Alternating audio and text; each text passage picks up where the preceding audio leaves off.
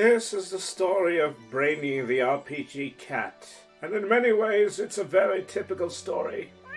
One day an old man found a stray kitten in a library, and he chose to keep it as a mascot, and to keep him in gentle company. But this was no ordinary old man, for he was Bosch, the high elf headmaster of the Library of Dinah, a very not ordinary library dedicated to the goddess of all living knowledge. Before long, Bosch would learn that this was also no ordinary cat.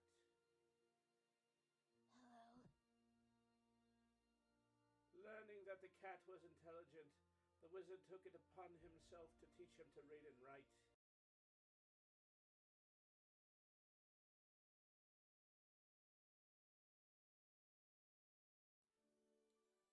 This is the story of Brainy the RPG cat, and in many ways it's a very typical story. One day an old man found a stray kitten in a library, and he chose to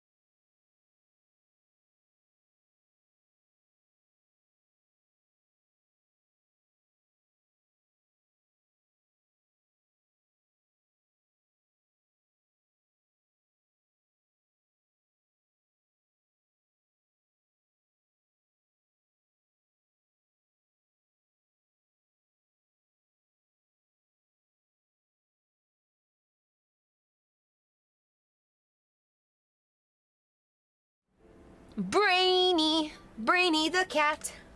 Brainy the RPG cat. It's a kitty cat.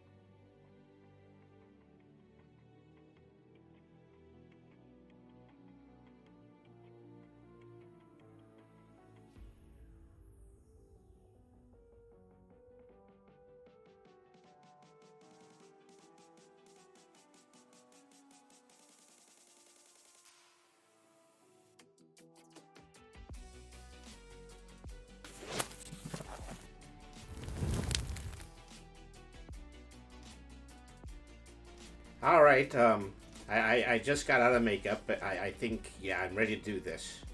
Bob? What do you mean I'm out of frame? You're telling me this while the camera is already on, Bob.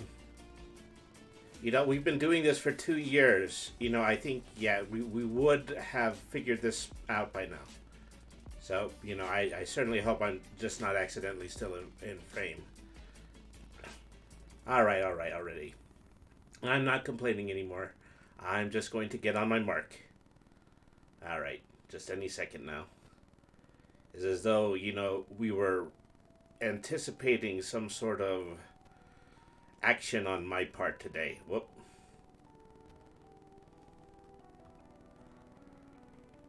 Okay, here we go. All right. All right. There we go. I've got the cush in my tush. And so now I'm ready to talk to the people. So, hello there. This is a very special episode of Brainy the RPG Cat. Devin is saying, oh, look at you. Yeah, look at me. So I have a brand new model, and it's in Live 2D. So I've been wanting to get a Live 2D model for a while. Um, so fluffy, yes, very fluffy indeed. Very fluffy and very cute. But anyways, so I've been wanting to get a Live 2D model for a while, and eventually it was going to fall on me in order to make it myself. So that is, most certainly what I'm doing here. So I've got, just moving around in four directions. Um, I still probably could have twisted an X and Y, but I just kind of felt like that was just kind of be redundant when it comes to all these new pseudo 3D effects on my model.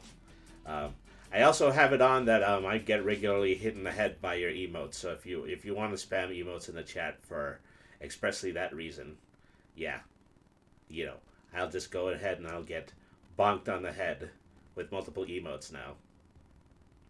So this is the start of a new arc, and so I've never done a arc before.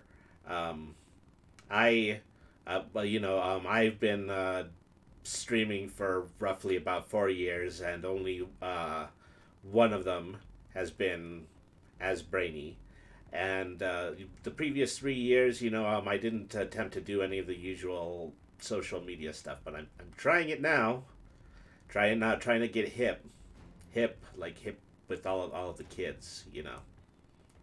Get all the latest technology.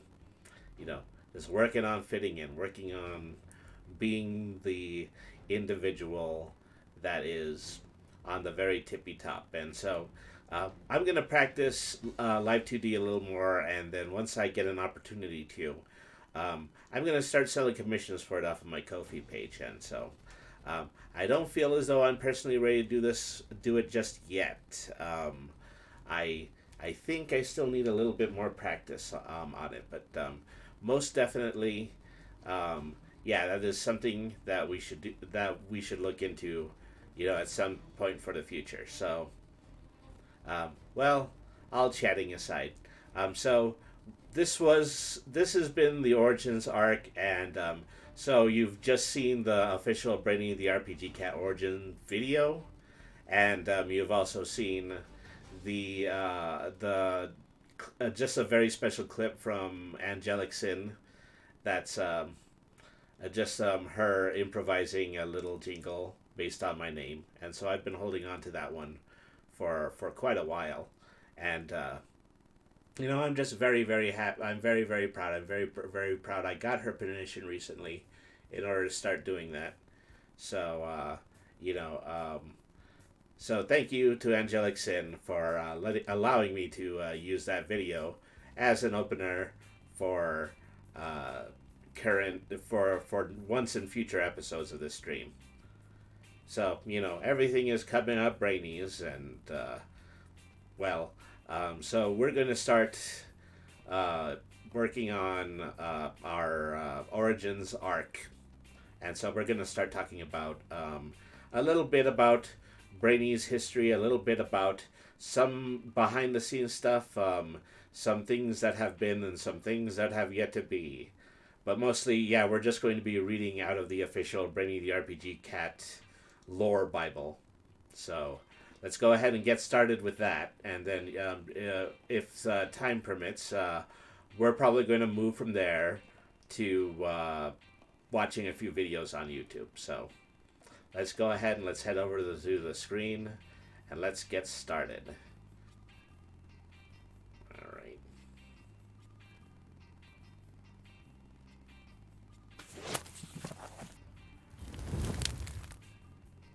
All right, here we are. And it's really just that the screen wasn't lit open. Well, that's scuff. That's scuff in an official premiere stream. I think everybody expects a little bit of that. Okay, so anyway, this is the official Brainy the RPG Cat lore Bible. This is something that I wrote, probably not more than a few weeks ago, probably about 6 or 8 weeks ago, because I was applying for copyright for the character. And so I just wanted to be certain that, I would have just as much as content as I possibly could in order to apply for federal copyright. So that's effectively why this article exists. Okay, so the Brainy the RPG Cat Lore Bible by some guy named Mike Cervantes. I have no idea who that guy is. You know, this is my story. This is my past. This is my history. I don't know why some 2-bit author just decided to, just scribble his name all over it. Okay, but anyway, Brainy the RPG Cat began as a character created by Mike Cervantes. There he is again. To serve as a VTuber avatar for his Twitch streaming channel of the same name. Gosh, this guy acts as though he just puts words in my mouth. It's a character that, for all intents and purposes, has been used as a fantasy stand-in for the author. The Twitch channel hosts a regular actual play TTRPG segment entitled One Shots from the Meowing Portal, which takes place in a fictional environment where Brainy is the leader of a motley crew of quote-unquote monster race characters traveling a multiverse.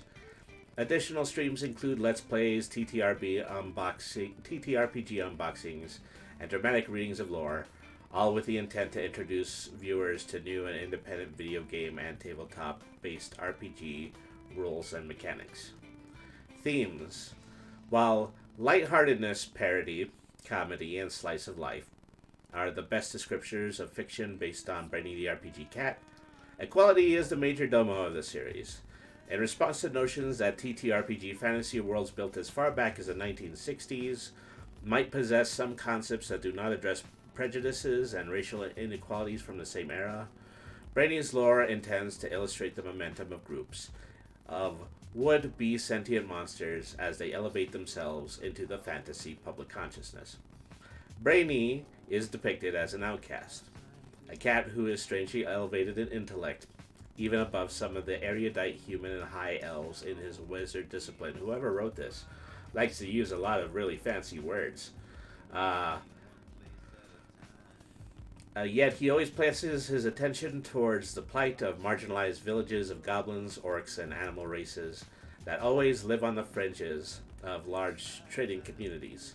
He is also a traveler of the multiverse who uses his frequent trips to other realms of space and time to negotiate peace between beings both human and non-humanoid. This is also a series which celebrates concepts such as queerness with a particular highlight on the asexual spectrum and neurodiversity, with a main character who reads as ADHD, and the frequent posturing of fantasy archetypes such as orcs and goblins as neurodivergent rather than strictly quote-unquote dumb or quote-unquote evil. Brainy the character. Brainy makes the distinction that he's a person cat instead of cat person. The difference between the two is that he is a human mind within a cat body, as opposed to a creature that has cat qualities, but is still mostly humanoid. Brainy is a proud member of the Wizards of Dyna. That's D-H-I-N-A, Dyna.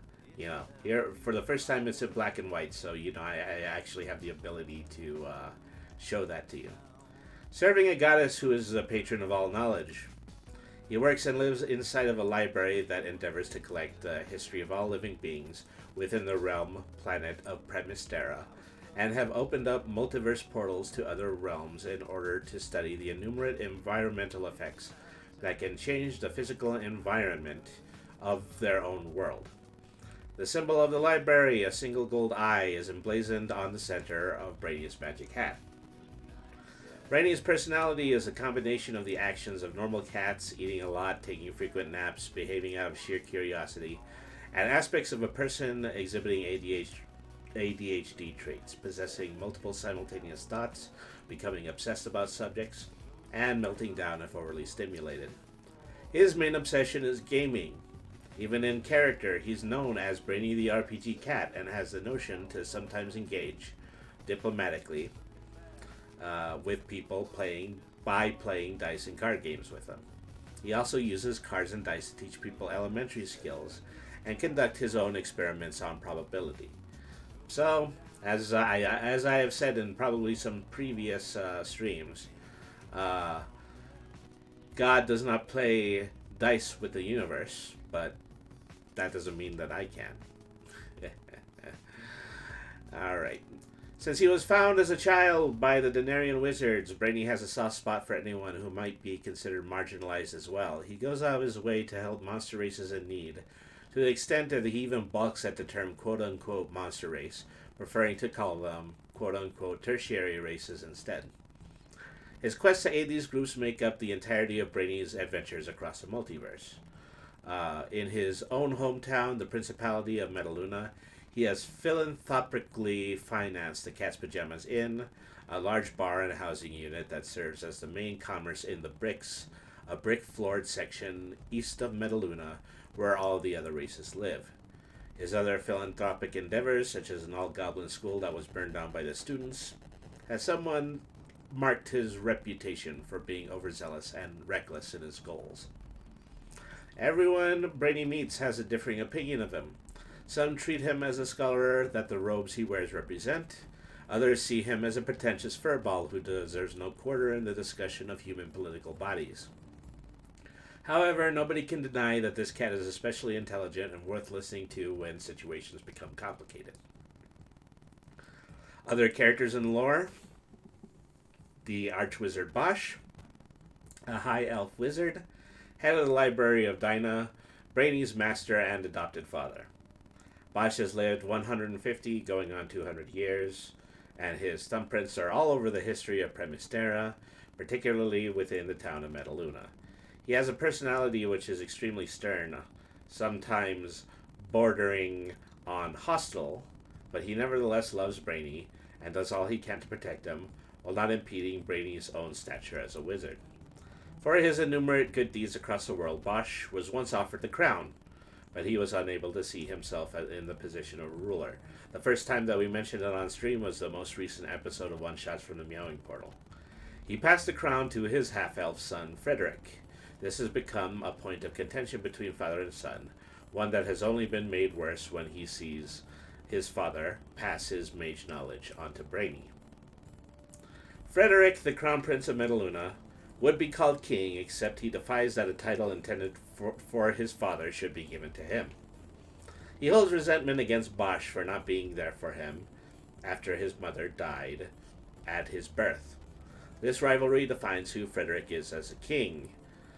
He's denounced the need for court mages and any of his own potential to learn magic, and he considers Bosch's apprentice Brainy to be a mere pest who exists to flaunt his non-presence as Bosch's son.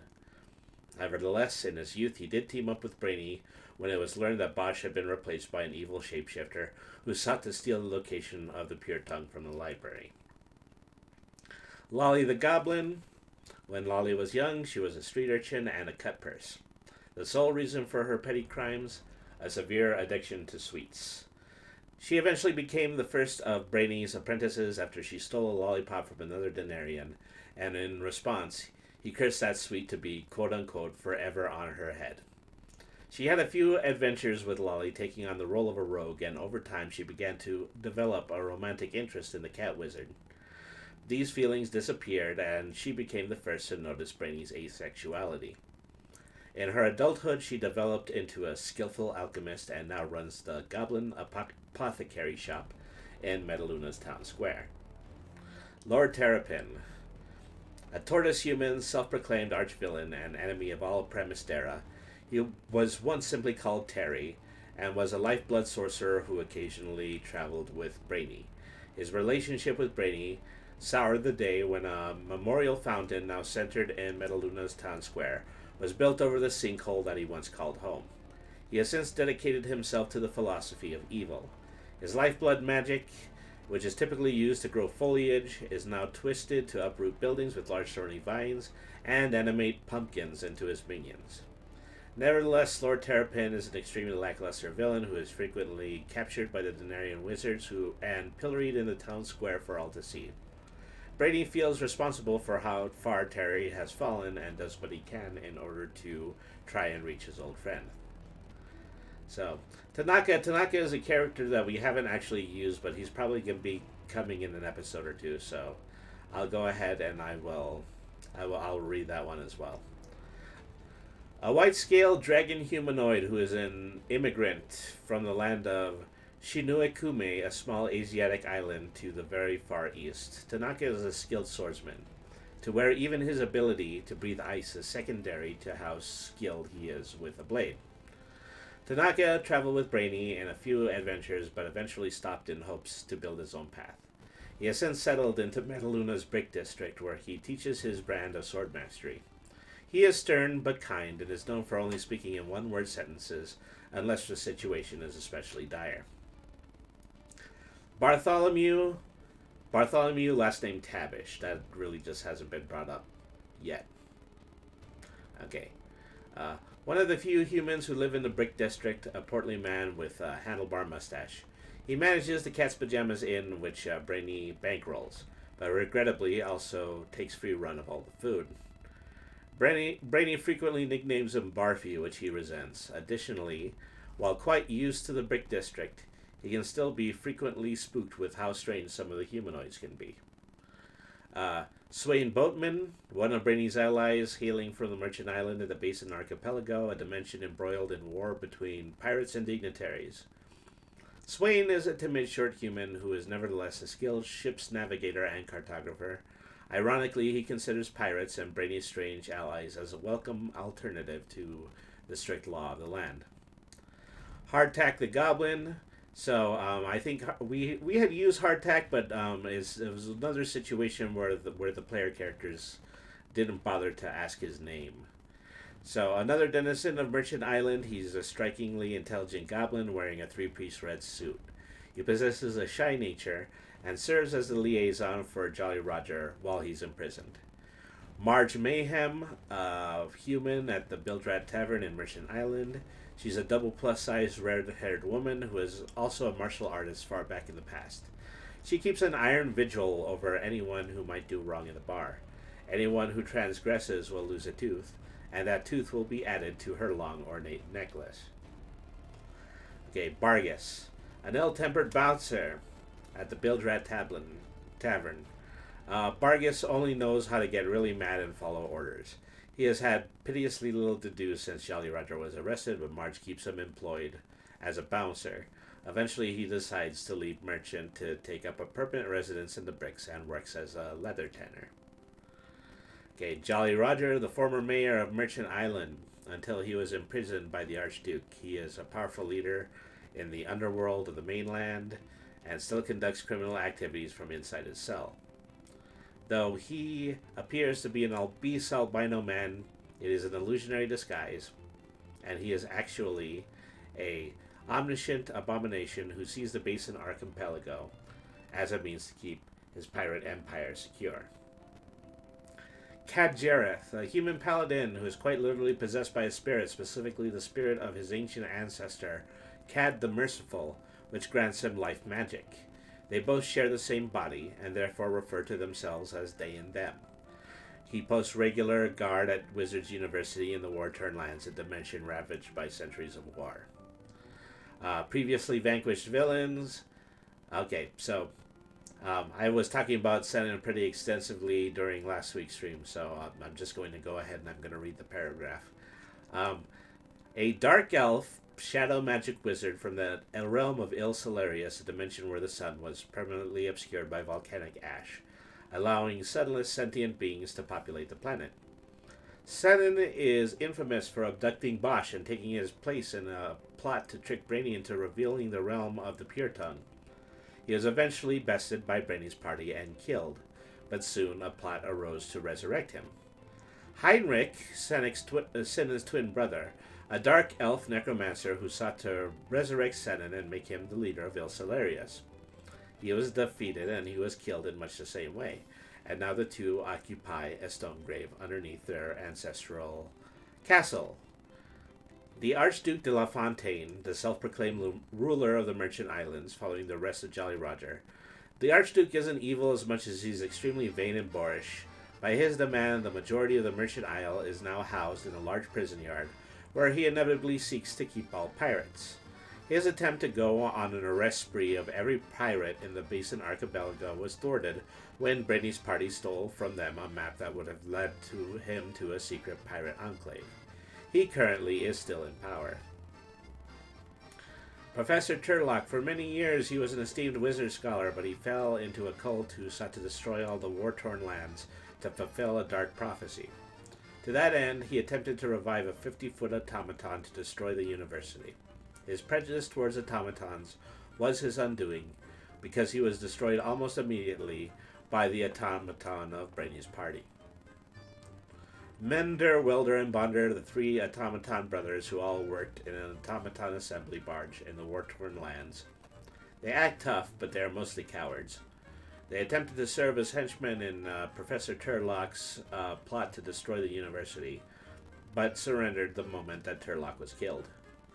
Work for hire characters, player characters, characters created as player characters owned by their respective creators. They remain part of the copyright as part of a work for hire agreement, and will revert to their original characters at their request. And of course, this is the descriptions for Marin, Otto, and QB. I mean, it's at least interesting in terms of describing them in my own words. So, Marin Corlanth, the mermaid bard, former priestess of a vast underwater kingdom who was exiled when her bardic mentor, a water elemental named River, caused the destruction of her home by leading it to a band of pirates. Unhappy with the exile of her friend, Marin took his adventuring gear and ventured on a quest to find him. This eventually led her to join Brainy's party, as Brainy has shown her evidence that River has traveled across the multiverse. Marin is sweet and kind, has a strong sense of what is right and just, which makes her a formidable adversary. Autodoc Blue 37, or Otto. Otto is an automaton cleric manufactured at the very end of the large war in the war-torn lands. Thus, he walked away from the assembly line with a profound need to discover his purpose in life. He dabbled in music, even building a small automatic band inside of his hollow chest plate, but nonetheless sought more and therefore joined Brainy's adventuring party. Otto is split between his servile programming and his need to have free will, often referring to himself as this unit instead of I. His cleric abilities come from a symbol emblazoned on his right wrist. He is also surrounded by a mystery wherein a different version of himself once traveled with Brainy in his quest to protect the realm of the Pure Tongue. Otto currently has no memory of this event occurring. QB is, well, hard to say, because for a long time even Brainy and his companions didn't know. He just showed up at the Cat's Pajamas Inn one day and spooked the bartender.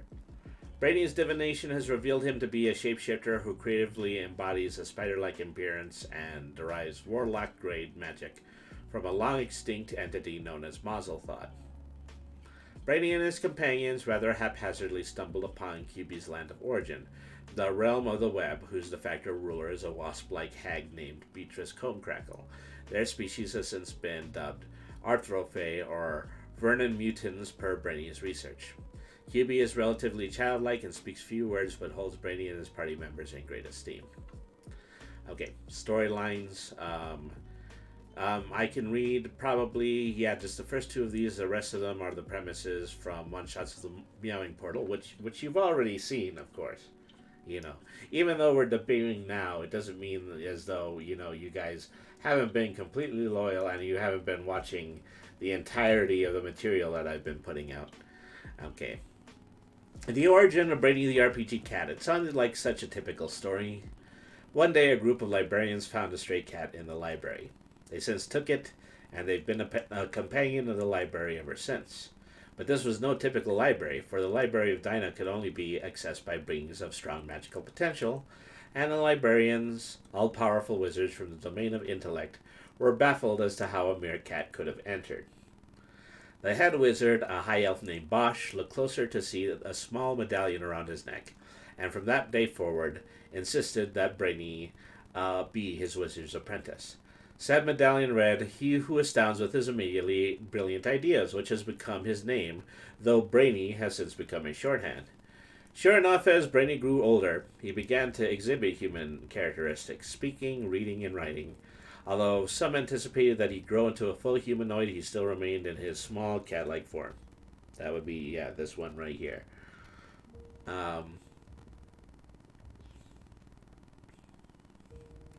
This is because he was not a cat humanoid, but a representative of a near celestial species called the Pure Tongue, consisting of various talking animals.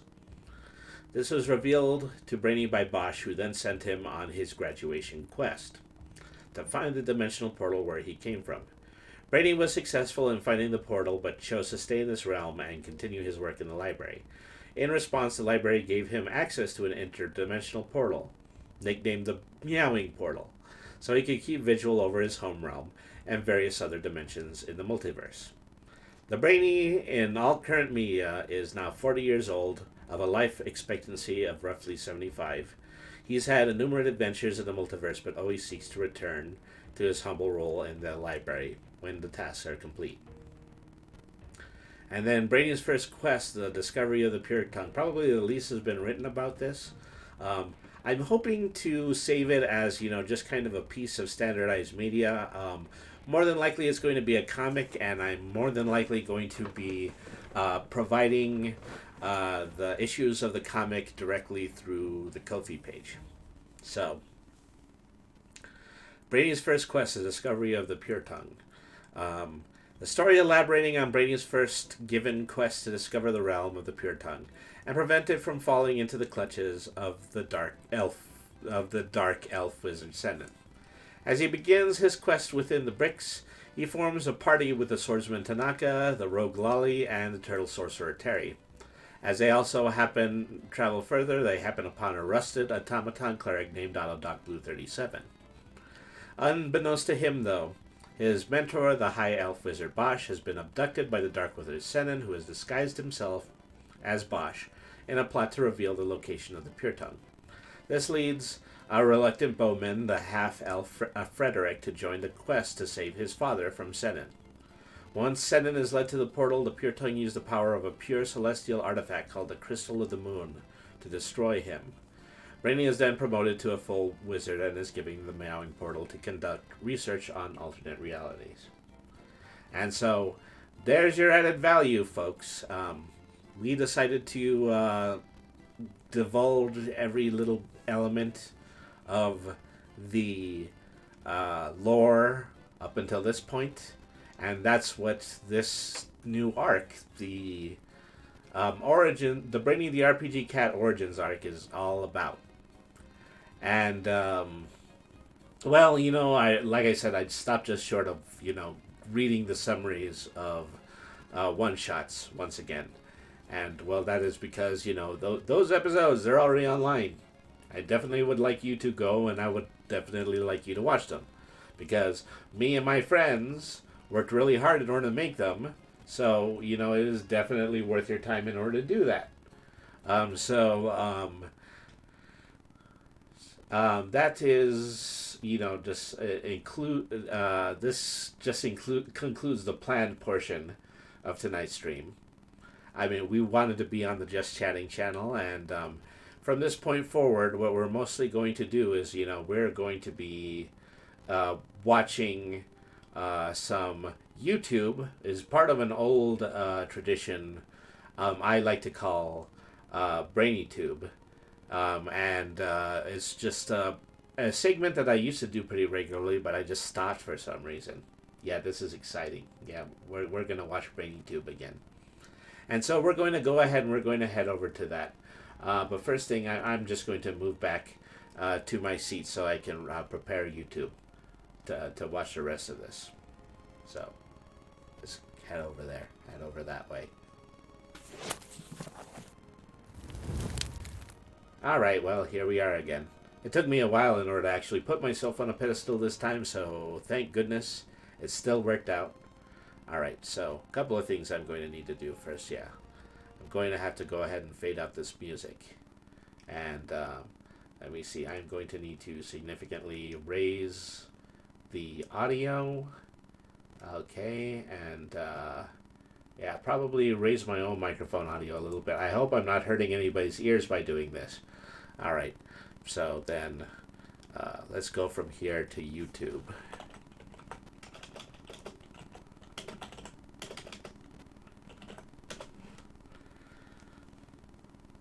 Okay, so probably be easier just to get material on Dungeons and Dragons. So yeah, we're going to start by searching Dungeons and Dragons.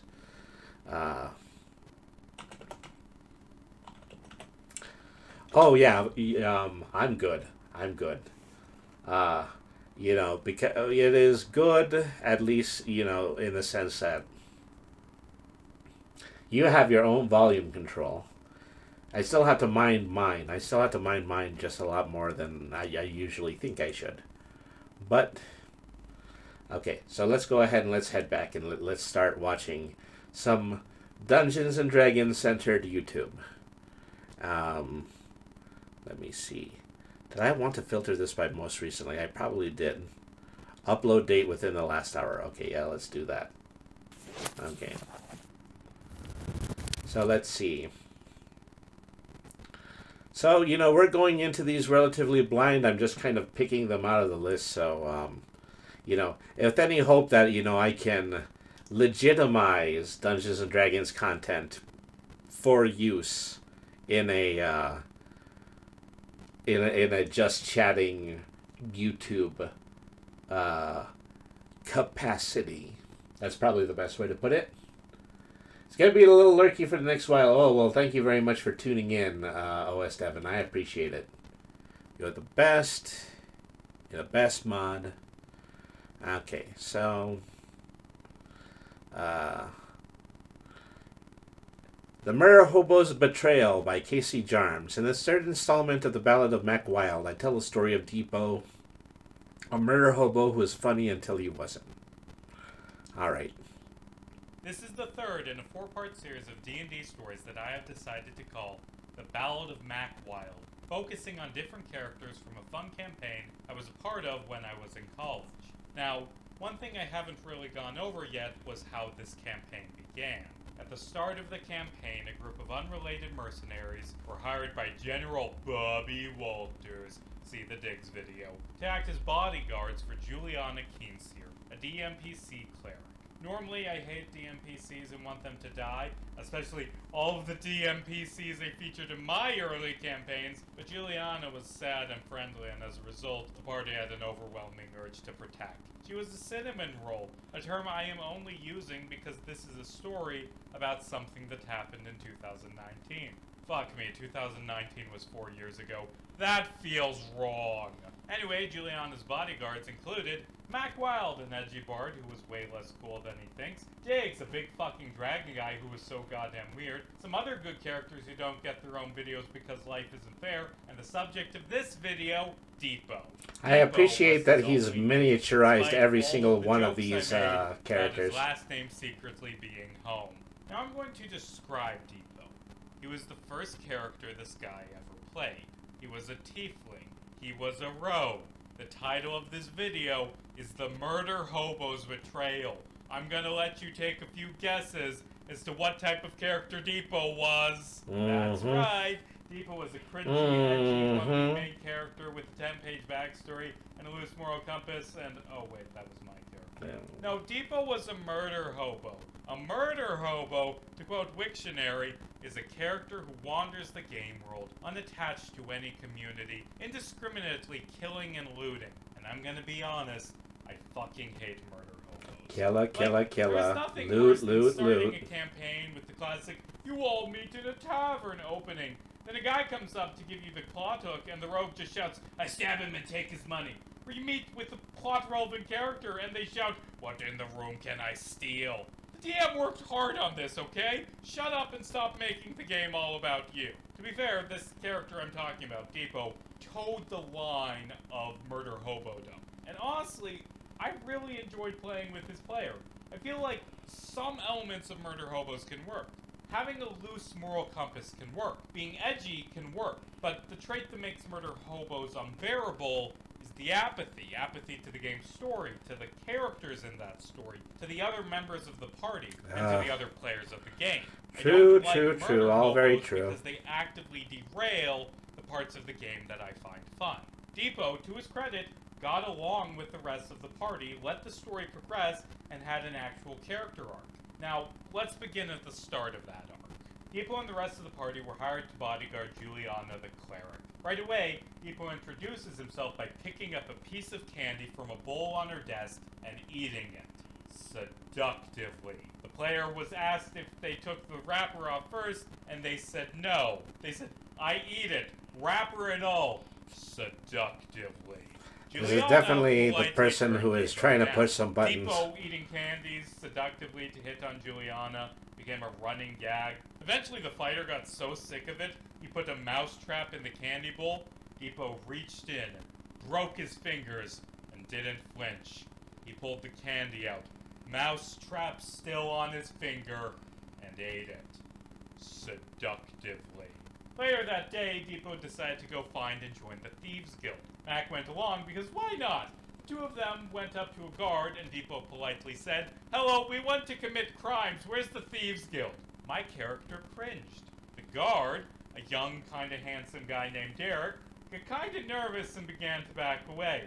Mac cast Charm Person on him to calm him down and asked if he knew where the Thieves Guild was. Derek said no. Mac and Depot shared a brief look, and then both of them immediately began stabbing. In hindsight, Mac Wild was a bit of a murder hobo too. Or edgy character with a weak moral compass and main character syndrome, which is like a murder hobo, but you care about the plot. Trust me, Mac Wild gets better in part 4 of this series. I don't remember who stabbed first, not that it really matters. In Mac's head, they've just told a cop that they want to commit crimes and also use mind control magic on him, both of which are really illegal things to do. As for Depot, man, I don't know. Fortunately for Derek, Diggs showed up, saved him, cured his wounds, and made him promise I appreciate you to keep his following mouth at shut least about some of the this, even though stabbing. you've been AFK, Mac and Devin. Depot were actually a pretty good pair. Both of them had that I'm sure you'll look at the chaotic, VOD later energy and just get a as great big Diggs, chuckle the at it. party's other rogue, who I don't have much else to say about right now. The party frequently stopped by this shop that had two entrances. One sold useless trinkets, like a pillow with Diggs' cousin, or World's Best Dad keychain. that Having Mac two bought monitors for is Jim. nice. I The other mostly sold autopilot expensive fight. magic items It's the party muscle could memory afford. now. These three murder hobo adjacent characters. I think I've already told you I have two attempted to monitors rob and a this tablet, magic and store. I usually keep Failed Discord on the horribly. tablet. I don't remember specifically, but I think they failed because we overcomplicated things.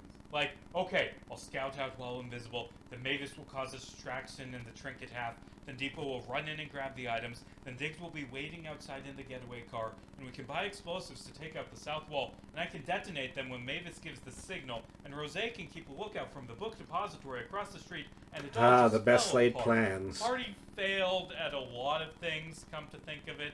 So much that Juliana gave them a name inspired by an archaic synonym for blunder. Boner Squad. D&D is dumb sometimes. Mac's item of choice to seal was Yes, bag yes, full we've of all it. read the But Joker Depot comic. had another target.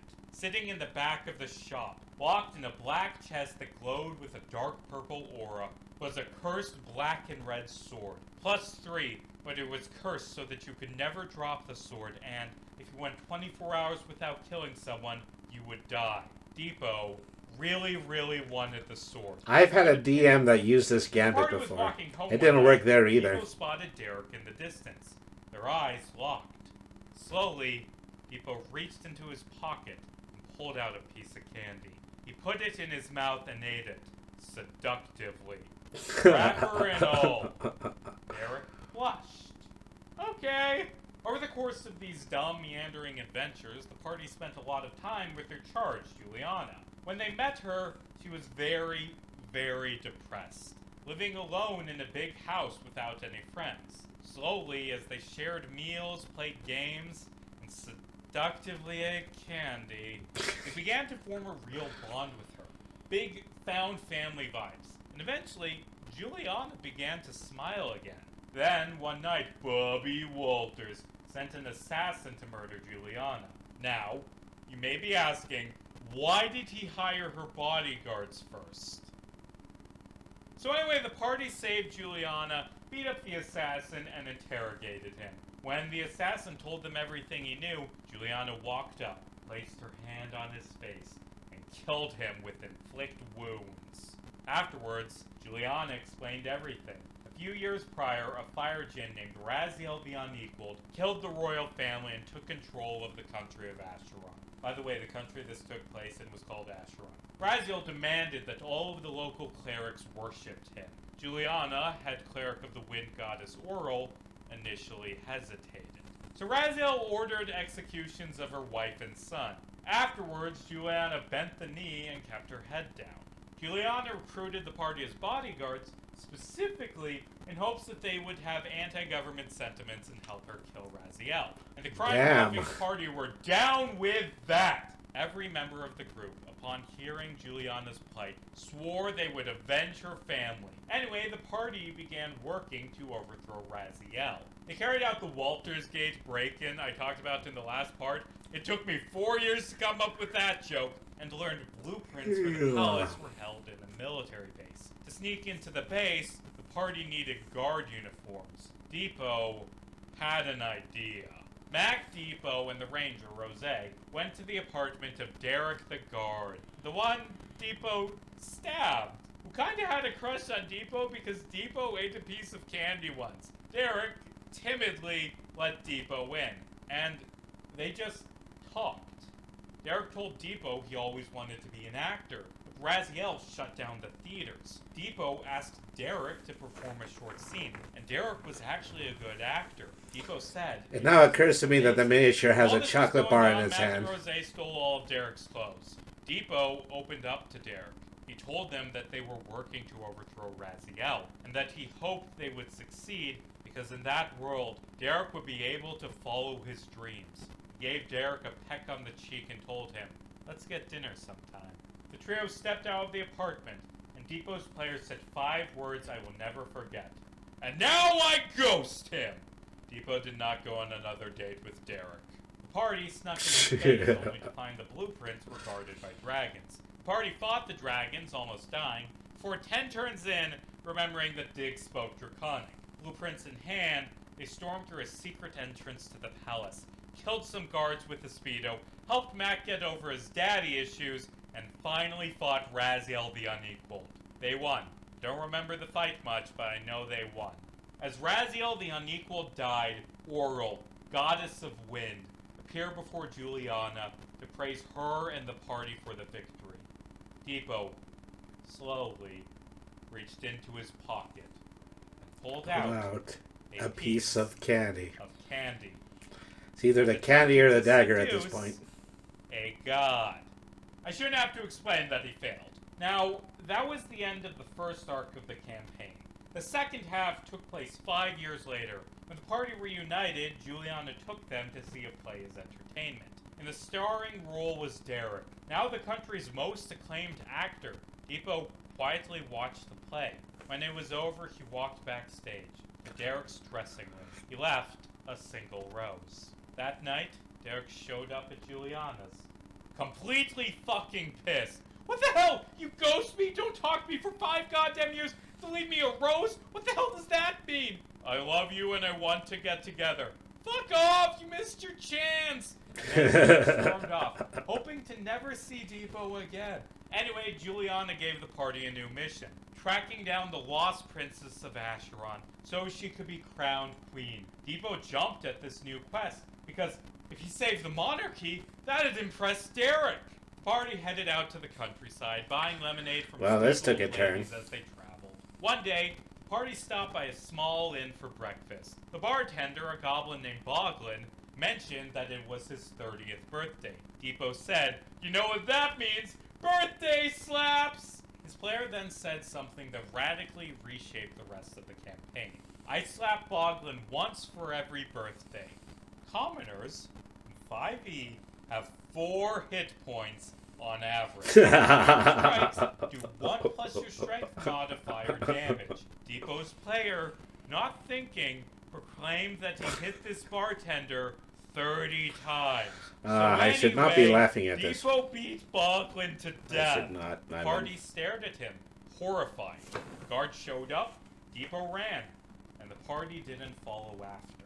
Depot's player, admittedly, realized how big of a fuck-up this was. He rolled a new character, a monk named Dagobah, who was chill and loyal, and never did any murder hobo things. Periodically, as the party searched for the lost princess, the DM asked Depot's player what he was up to. During Depot's solo adventures, he met Boglin's nephew Foglin, kidnapped Foglin, returned to the capital, and sent a letter to the party asking them to come back because he's found the lost princess. The party returned to find Depot standing outside Derek's house, drunk. Sitting next to him was a tied-up goblin boy wearing a pink dress and a cardboard crown, sobbing.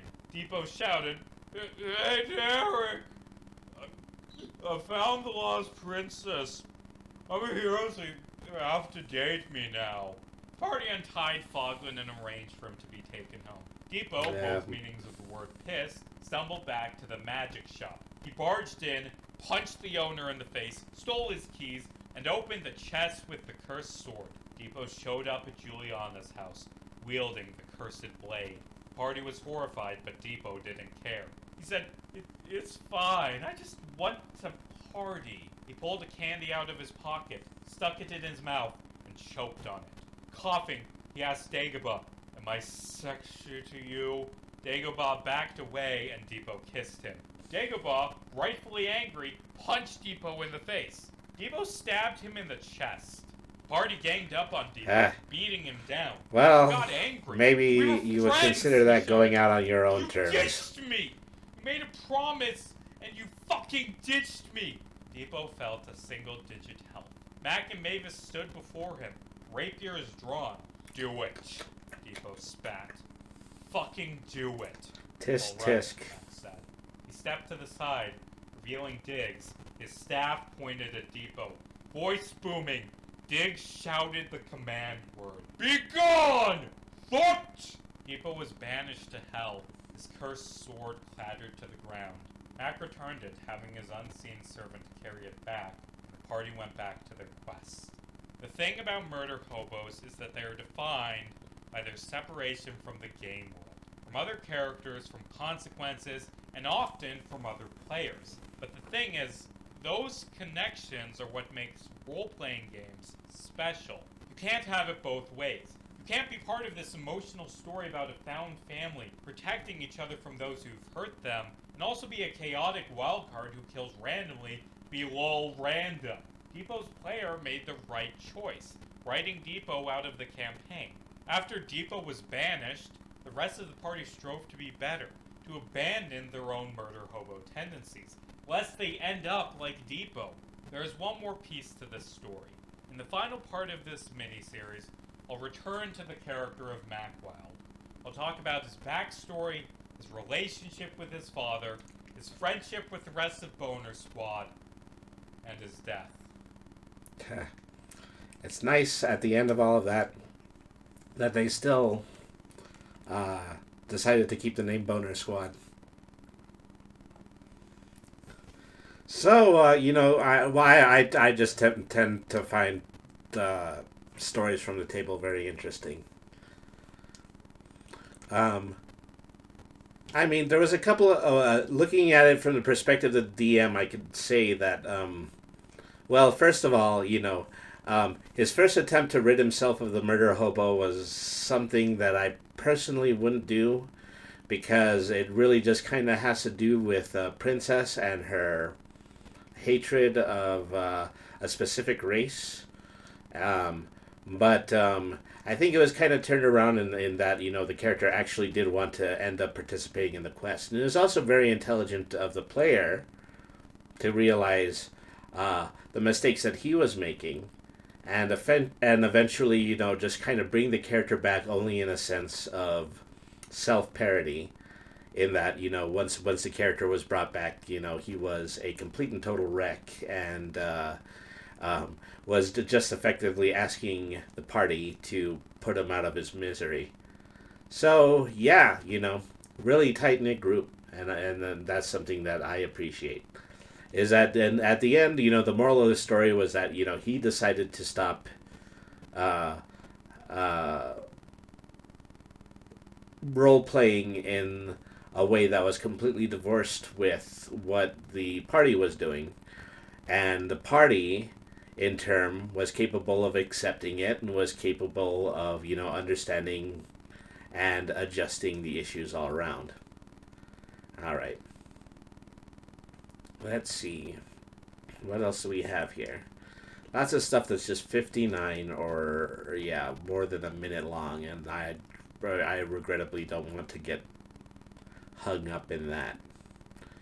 Um, I'm looking very closely for some stuff from my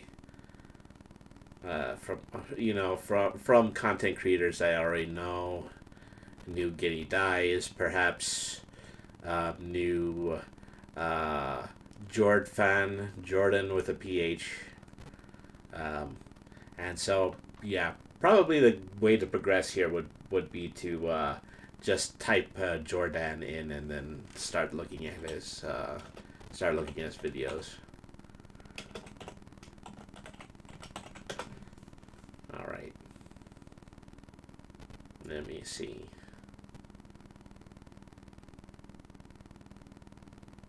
Can third-party subclasses outclass Wizards of the Coast? Parentheses, yes.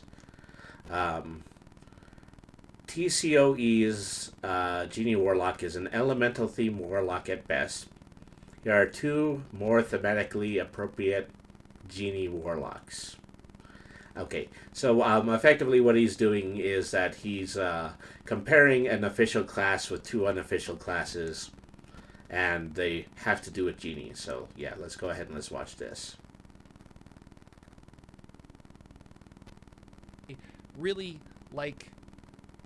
This one is more than 20 minutes long, so if it gets too redundant, then that's probably when I'll cut things off.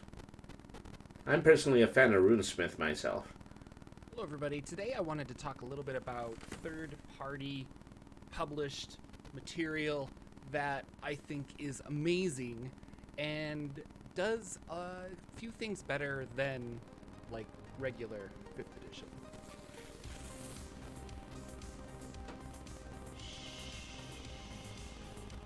Hey everybody, Jordan here, the PH is silent, and I wanted to talk about a couple books today about specifically Genie Warlocks. Now, I really like genies. I think they're really cool. I like that mythology, and I incorporate it into a lot of stuff that I work on game-wise. I've run it in the past, and I love the Zakara Al-Qadim setting.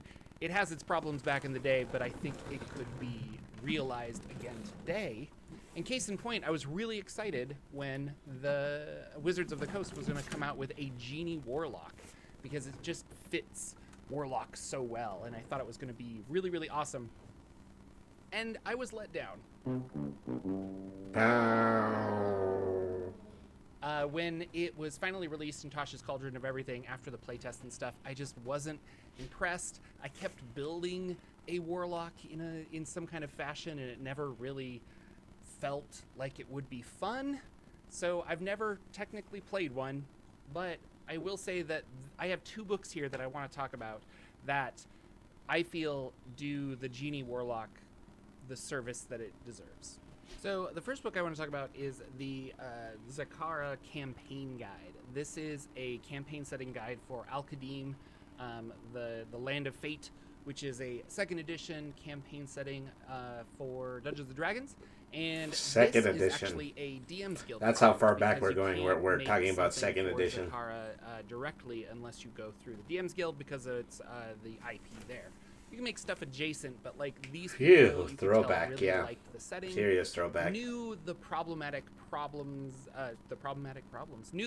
with the setting, and that Wizards of the Coast might not pick it up. It just isn't something that they want to touch right now. So they went ahead and said, well, we'll make it. And they did. And so you have not only character classes... I can understand why people will be a little bit into the concerned Land if of Fate, you put a but Middle monsters Eastern and, plot, module some out into the backgrounds world. and like setting information about... it's a really cool book. You can get it hardback through the DM's Guild. I'll put links down below, but you can also just get the PDF. I think it's really awesome, and I want to take a look at the Warlock. So let's dive in. So here is Adventures of the Land of Fate. And I was going to go, we got a title page. He's just like me. He gets So, both the PDF and the there's a whole section on hardcover. and how they interact with the Land of Fate. And if you're very, very curious about this, I'm going to kind of gloss over it because I just want to talk mostly about the Genie subclass and highlight that people are doing more interesting stuff than Wizards of the Coast. But I did do a review of this whole thing, and I will link it down below as well, and you can check it out there. So this is Warlock Pact of the Lamp and the Noble Genie Patron. So the majority of Warlock patrons form pacts with the Warlock independently of the patron's nature, but a Warlock who seeks a noble genie has but one option for the pact, which is the Pact of the Lamp. Similarly, no other patron will feel bound to this pact for all intents and purposes. The Pact of the Lamp and the noble genie patron are one in the same. The features of the pact and the benefits of the patron are effectively the same progression. So at first level, you get a Genie Familiar, which is, you get the Find Familiar spell, but you can have a gen, so to speak, which is a very, it's a genie spirit that was popular with the Sha'ir in 2nd edition for the Land of Fate.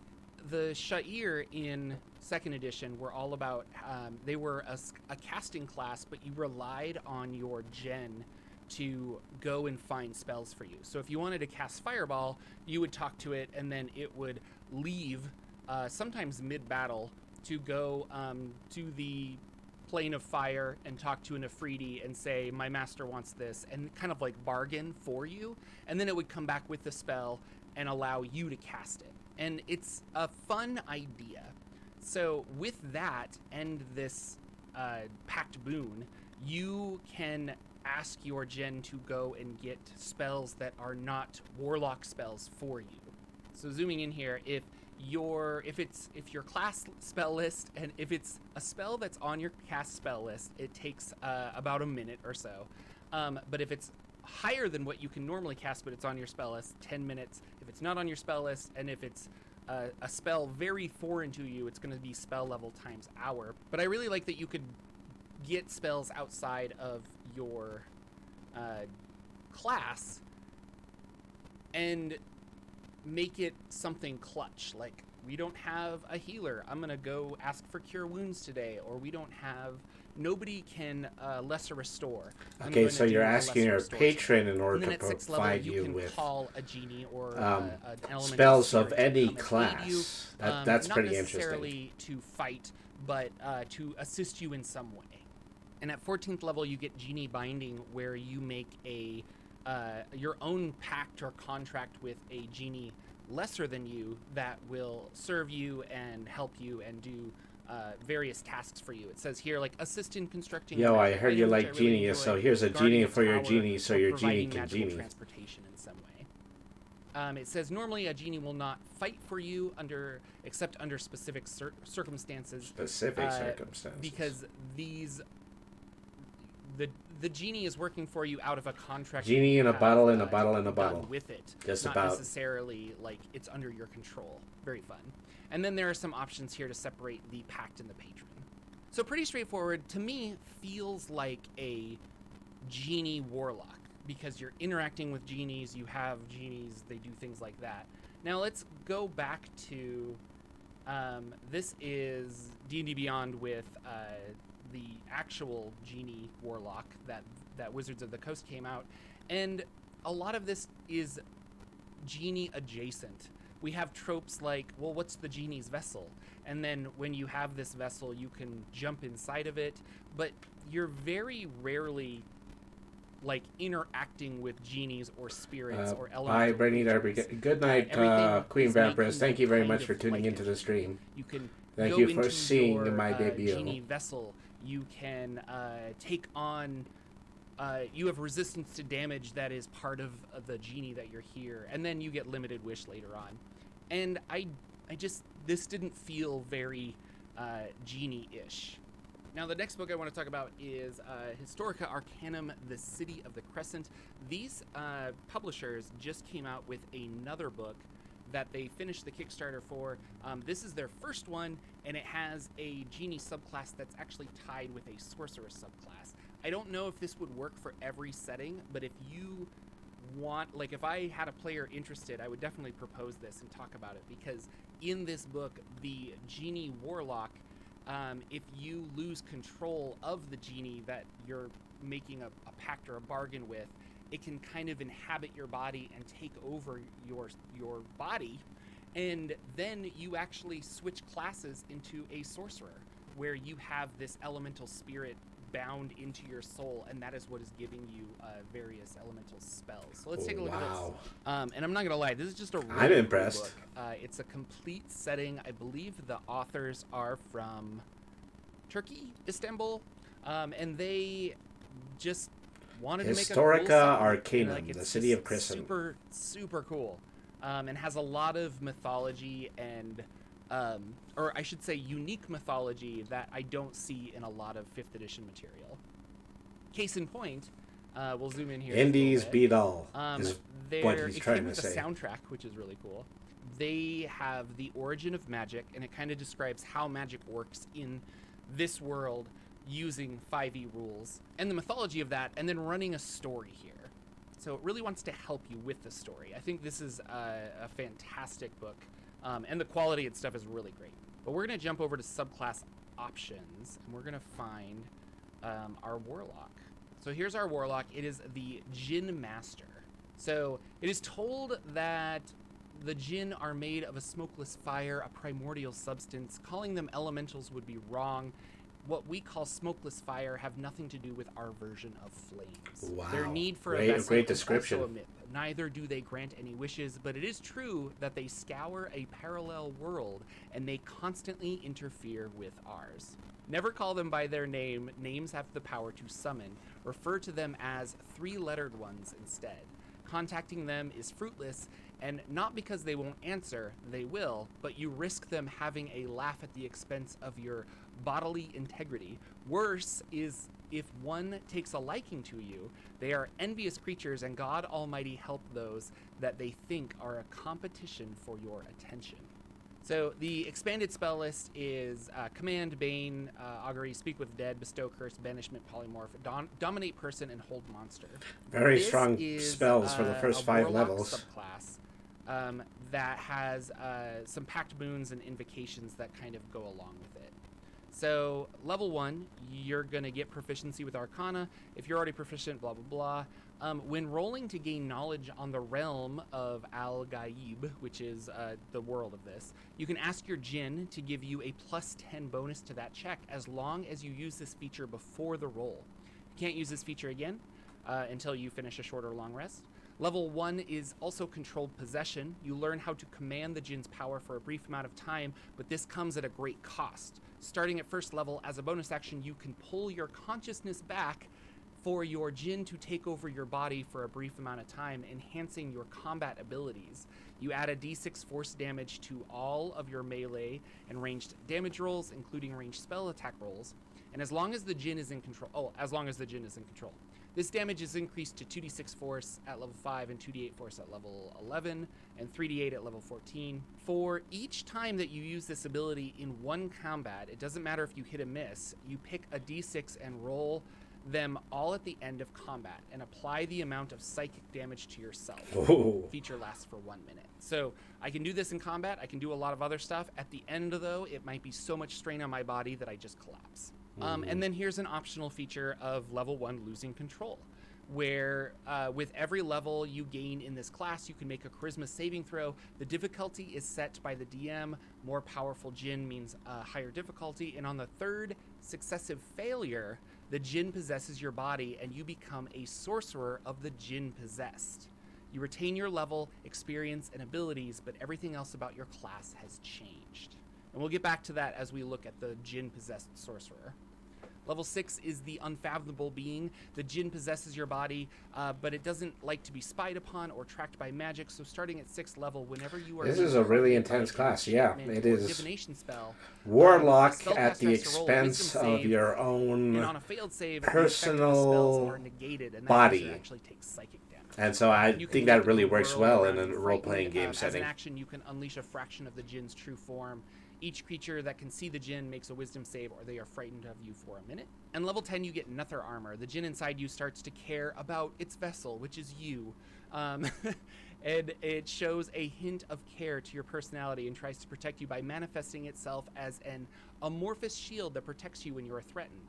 So at 10th level, you can use one of your spell slots or mystical arcanum of any level once it's available to you to use your reaction to reduce incoming damage by 2d8 or a d8 equal to the mystical arcanum slot that you used. And level 14, loosen the chain. Starting at 14th level, you will be able to unleash your Djinn outside of your body for a short time. You use your action to target a humanoid you can see within 60 feet of yourself and send your Djinn to possess that creature. And even though you can sense the creature with magic, you will need a direct line of sight to this humanoid. The humanoid must make a wisdom saving throw against your spell save DC, and on a failure, the target's humanoid's body is up in your control for 1 hour as per the Dominate Person spell. Probably has While no still in idea the what's possession gone of your on for the target, past you 2 or can 3 still months. act freely.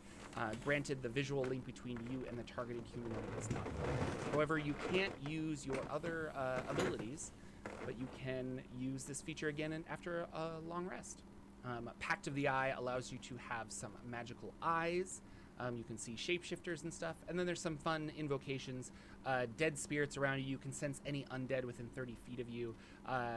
Touch of the Eye. You can cast Nazar once a day without expending a spell slot. A spell in this book. Way of the Sage. You gain proficiency with Arcana. And Voices. You can use your bonus action to sense fiends, fays, and jinns around 30 feet of you that are not behind total cover. And this is fun. Maddening Blast with a prerequisite of Eldritch Blast. Once a day, when you hit a creature, you I just saw something interesting about summoning a creature of the Zodiac, but this maybe Jordan didn't think that was all that interesting. Typical kind of djinn wizard, but I like the idea of you're battling this thing or controlling it within. You're the vessel. Oh, actually, it's part of a different class. That's why he's not talking about it. It does involve some interesting roleplay mechanics because of losing to the genie and what have you.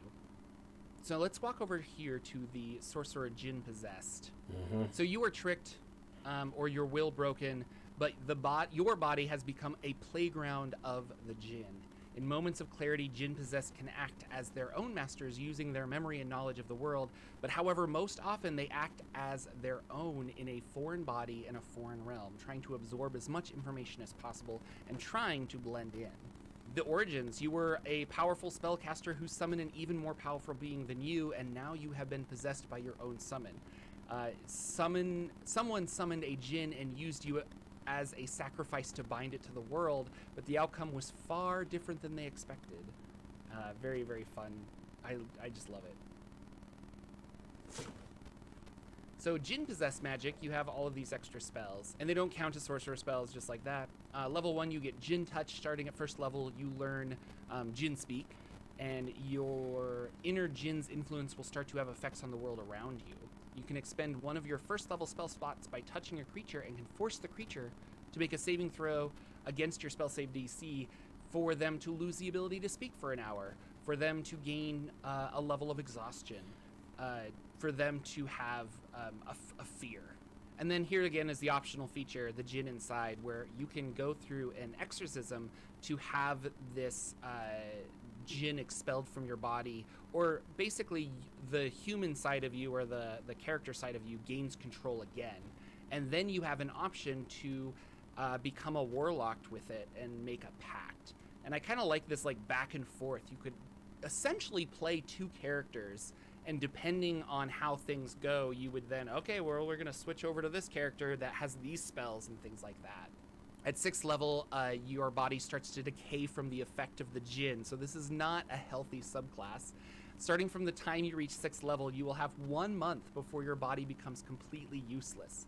Once a month has ended, only magical healing and greater restoration will help to preserve your body. And if you do not use magical ways of stopping the decay of your body, you will suffer consequences. And if you die, you cannot be resurrected.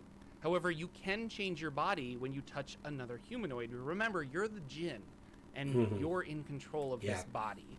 The Jinn Warlock is the Warlock is in control and is using the Jinn for magic. But as this Jinn, you could find a new human host. It's kind of dark. It's pretty interesting. Level 6, Unveil the Dark Half. Starting at 6th level, your Jinn will be able to leave your body and fight for you. It can appear for 10 feet of you and has its own initiative roll. It can't go any more than 30 feet from you and have half your hit points. When the distance between you exceeds 30 feet, you and the Jinn, or it drops to 0 hit points, the Jinn is forced back into your body and you can't use this feature again. The Jinn's stats are the same as yours, and regardless of your abilities, it can take 1 attack action with Decay Touch. The other actions it can take are Dash, Disengage, Dodge, and Hide. Decay Touch is a melee weapon attack that does 2d6 psychic damage. Level 14, you get Baneful Adversary. Starting at 14th level, the Jinn possessed starts to lay curses on people, you can use your bonus action to curse a foe, and it will have disadvantage on its next saving throw. And then 18, True Form. You can use a bonus action to unleash the Jinn inside, gaining a new Jinn-like form, and this new and powerful form will last for 1 minute.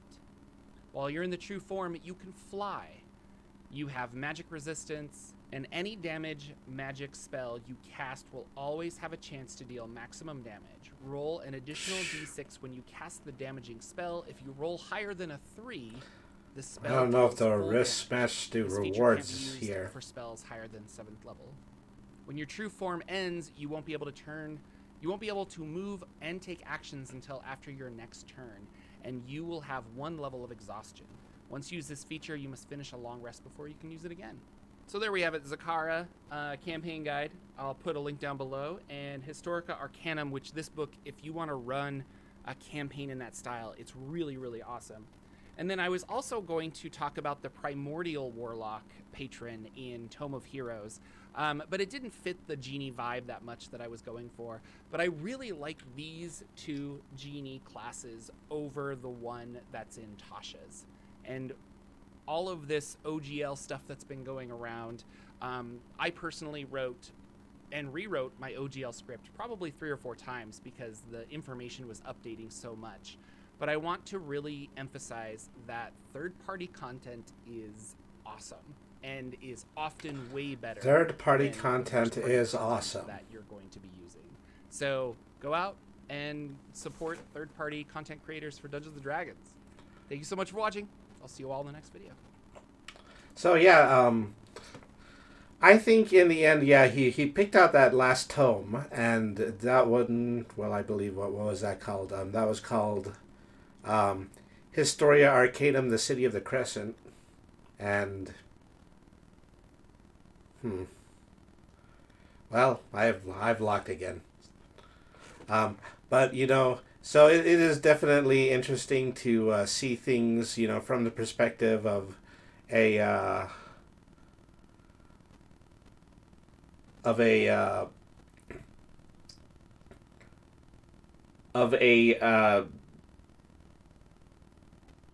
TTRPG guide written by some people who might be responsible for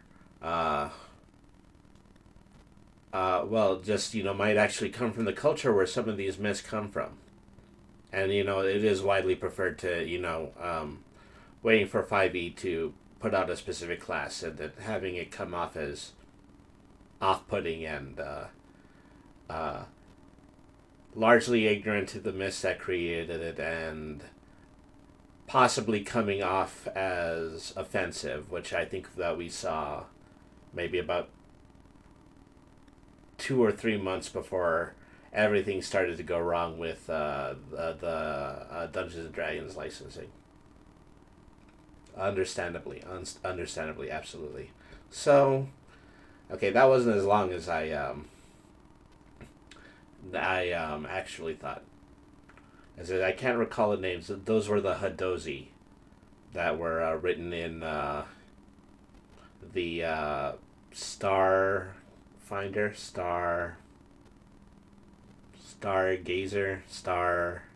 something with stars.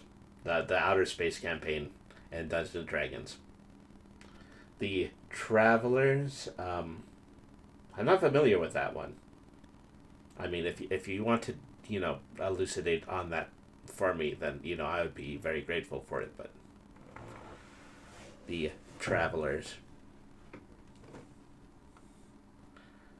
The term itself is considered offensive. Yeah, it probably is, because, you know, you're talking about somebody's culture, and you're talking about whatever might be positive or might be negative within these culture. You know, Disney got into a lot of trouble for, you know, anything that they had said during the song Arabian Nights and Aladdin. So if Disney is capable of getting in trouble for this sort of thing, then certainly, you know, and people who are writing mainstream TTRPG books, they're going to get in trouble for this thing. Yeah, but Well, all right. So let's go on to Guinea Dye. I don't know if she's posted anything since she gave her rebuttal videos to some of the issues that were going on, but definitely going to look at this. Is the Wormwood gaming table worth it? Costs $4,675. And then the one before that was about asking a D&D exec here question. So, yeah, we'll go ahead and we'll look at this one.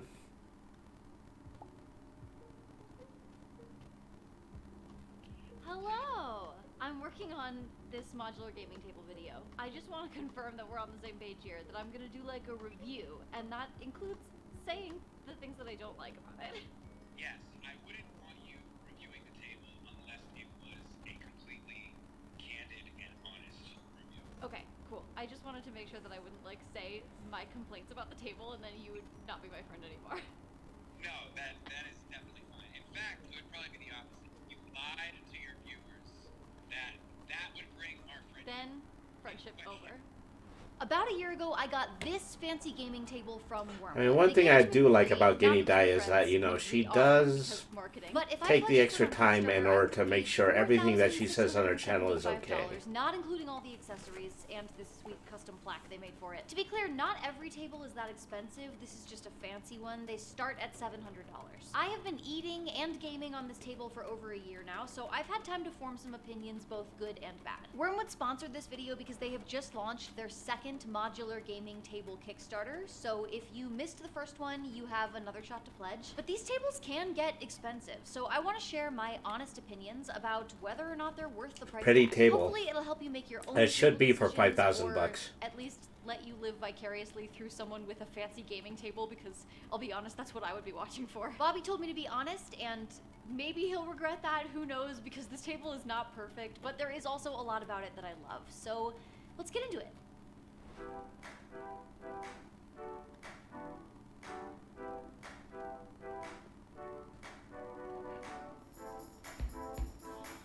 I have ever had a say in buying my family's I'm furniture. gonna I categorize my definitely feelings would about the be table into getting a hits table like and that. misses, and then at the end we'll tally them all up and see where we land. I have a pretty small house, so I wouldn't have room for a table that is completely dedicated just to gaming, but this gets to be my dining table most of the time, and then my gaming table when I need it to be. On most game nights, we actually use it for both things. We eat on the table first, and then we take the toppers off and use it for gaming. And if we break for food, we can just put the toppers back on and leave the map and the terrain and everything set up, and then eat, and then take the toppers off, and we're right back to it. This is also the only reason I can do puzzles again, while also owning cats. The obvious main benefit is being able to switch from dining to gaming and back. This is, obviously, since it's the whole point of the table. Guinea, you make it sound as this though is just a little thing, but the top I panels am are pretty instinctively heavy. compelled So to ruin your I can jigsaw take puzzle. the top off and then put it back on by myself, and strength is definitely my dump stat, but they are pretty freaking heavy. Also, I saw that Devin Rue dropped one of her table toppers on her foot last year, so now I get nervous about that every single time. For me, this is at worst an Is she inconvenience, wrong? but if you have limitations with lifting, I that's will something to be aware neither of. Like, confirm or my deny. grandmother could not lift those. To be fair, I did mention this to Bobby, and he said that Wenge is one of the heaviest and densest woods that they even make this table in. So if you want a lighter weight table that's like easier to transition between, Bobby said you should look at cherry, maple, or espresso. This is a small miss, not a huge deal to me, but could be a big miss for somebody else. We'll call it a half miss. One thing to know about the MGT is that you have to assemble it yourself, IKEA style.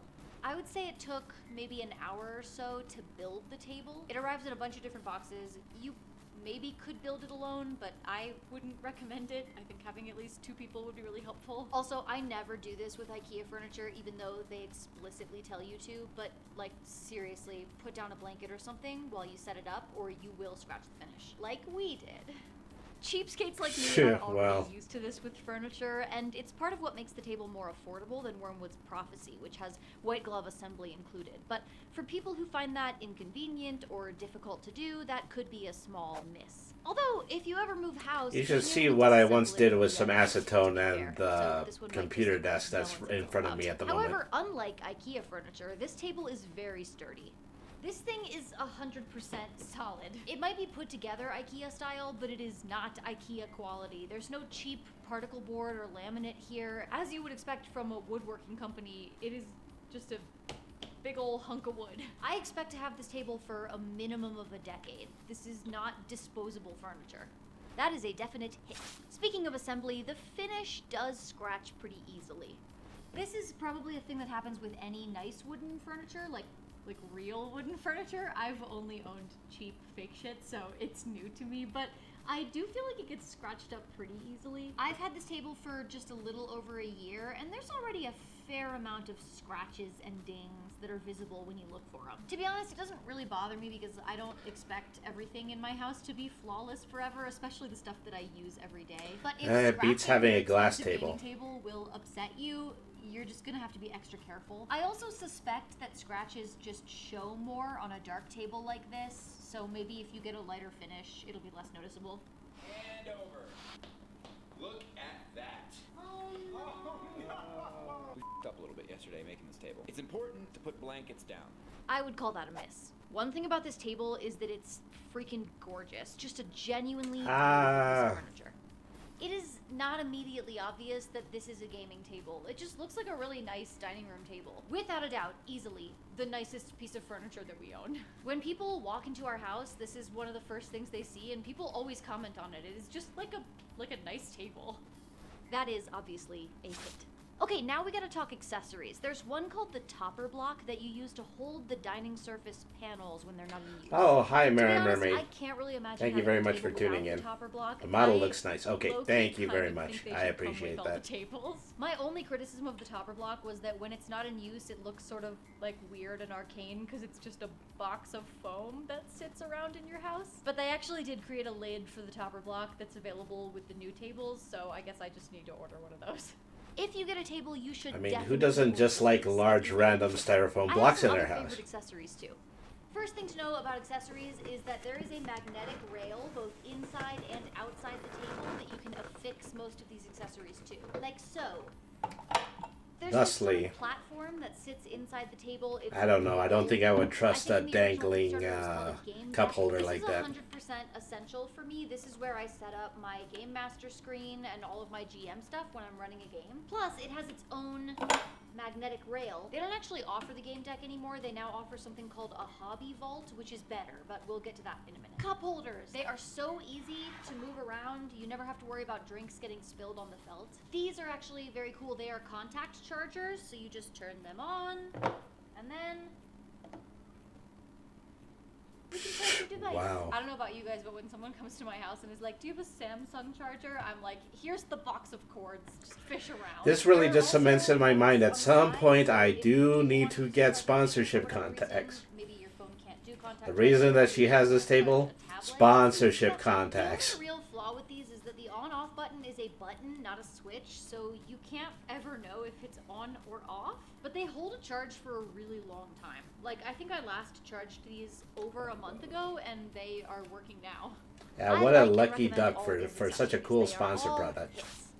If I leave a game or a puzzle set up on the interior of the gaming table, I have nowhere to put all of the accessories. Right now they live in this bin that sits on a nearby bookshelf. This is actually why I said we'd come back to the hobby vault though. They've solved this problem for future table owners. Instead of this game deck platform that I have, the hobby vault actually has a lid that slides back, allowing you to access the interior space where you can put stuff. Unfortunately, with my table, there is just nowhere to store accessories. This one was a miss for me, but it's going to be a hit for anybody ordering a table now, since this problem has been solved.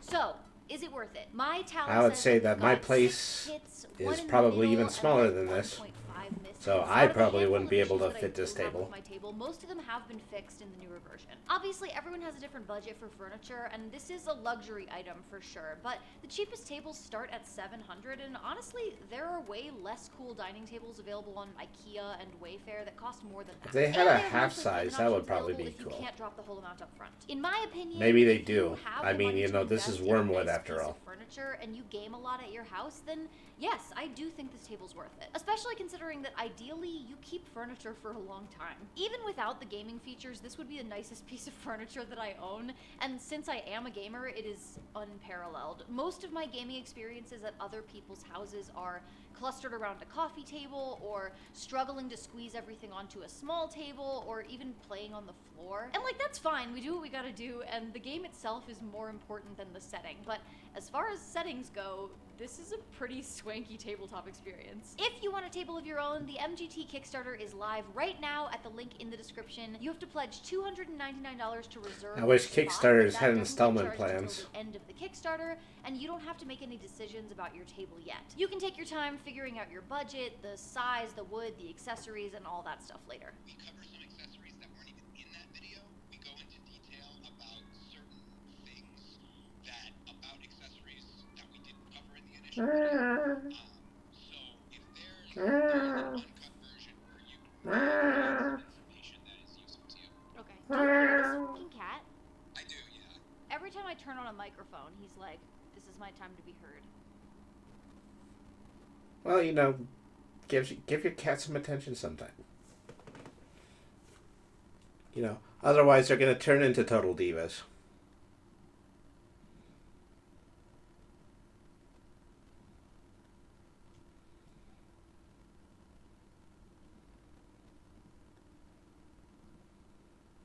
All right, well, I'm waiting for that tracker to just go 100% kaput in a little bit, and then maybe I'll have an excuse to end the stream. So we have maybe about 30 minutes left. Trying to think about who's the guy who does all of the parody raps. I think his name is Demples.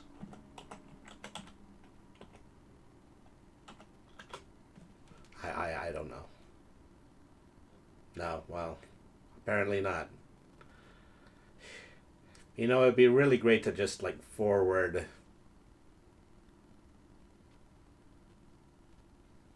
Yeah, there it goes again. Okay, we've almost got all the kinks worked out in all this.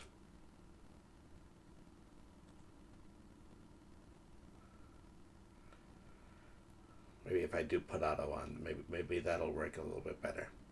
I need help from Otto, just like in a tabletop game. All right. Let's see. Brendan and Matt debate XP versus Milestone, and so well, this is just one that's on the front of my. This is just the one on my front page, so. Folks, that brings us right into the next segment here on Adventuring Academy. We're doing segments this season. Get with the program, okay? And this is Contestant Bowl.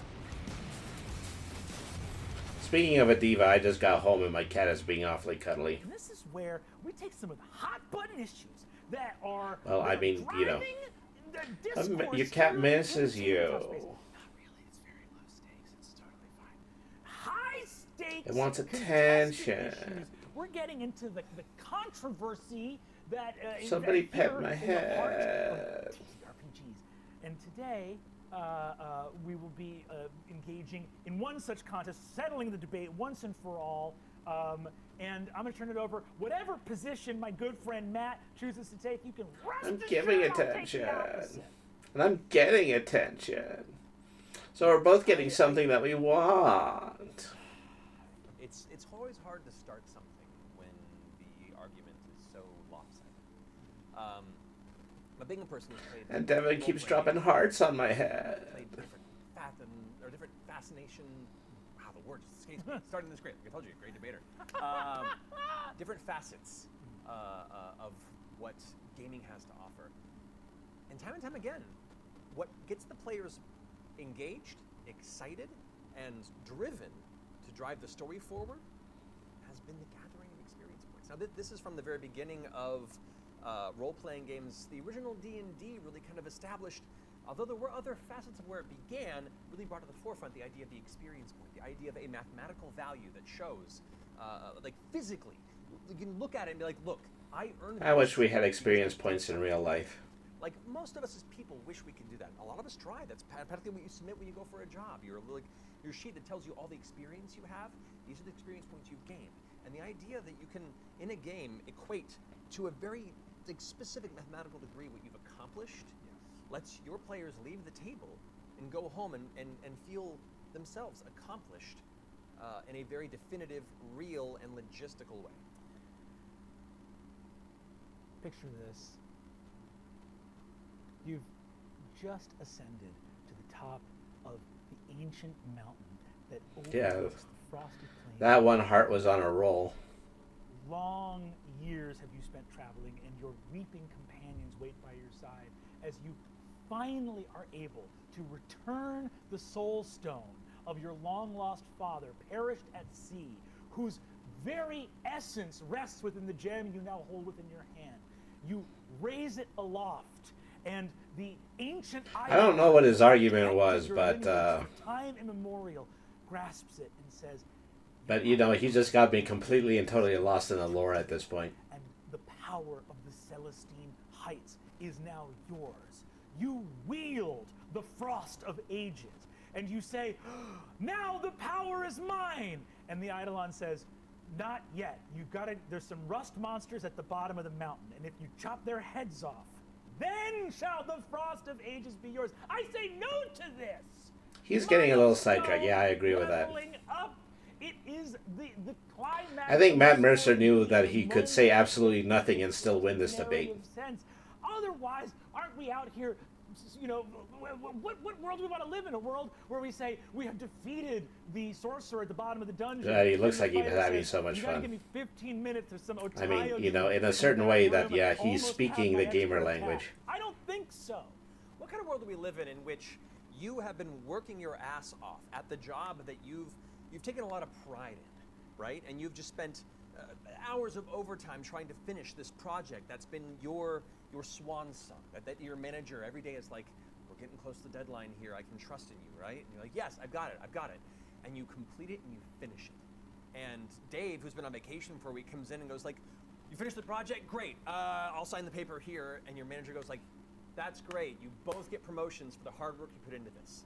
So envision, if you will, these same adventurers, they're clutching this stone up above and holding it aloft. You know, The to Eidolon use touching the their same hands, their metaphor. eyes gazing with a glowing blue light that spills into their soul, the energy burbling up from beneath, feeling the electricity themselves, allowing them to now step into the cosmos with the great entities that forged this world before them.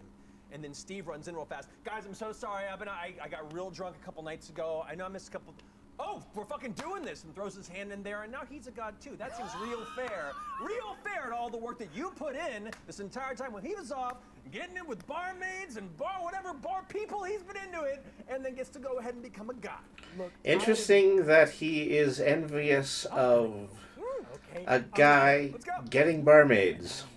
What happens as the logical result of an experience point leveling up system versus milestone? And I'll say it right now, and everyone else is too afraid to say it, but I'm going to say it. In the logistics of the world, which we've been talking a lot about logistics on this episode, you know and I know that if you're not careful, a group of bozos will become demigods. Yeah, mermaids. No, that's an entirely different situation, Marin. Oh, no, Mermaids evil get emperor you. says.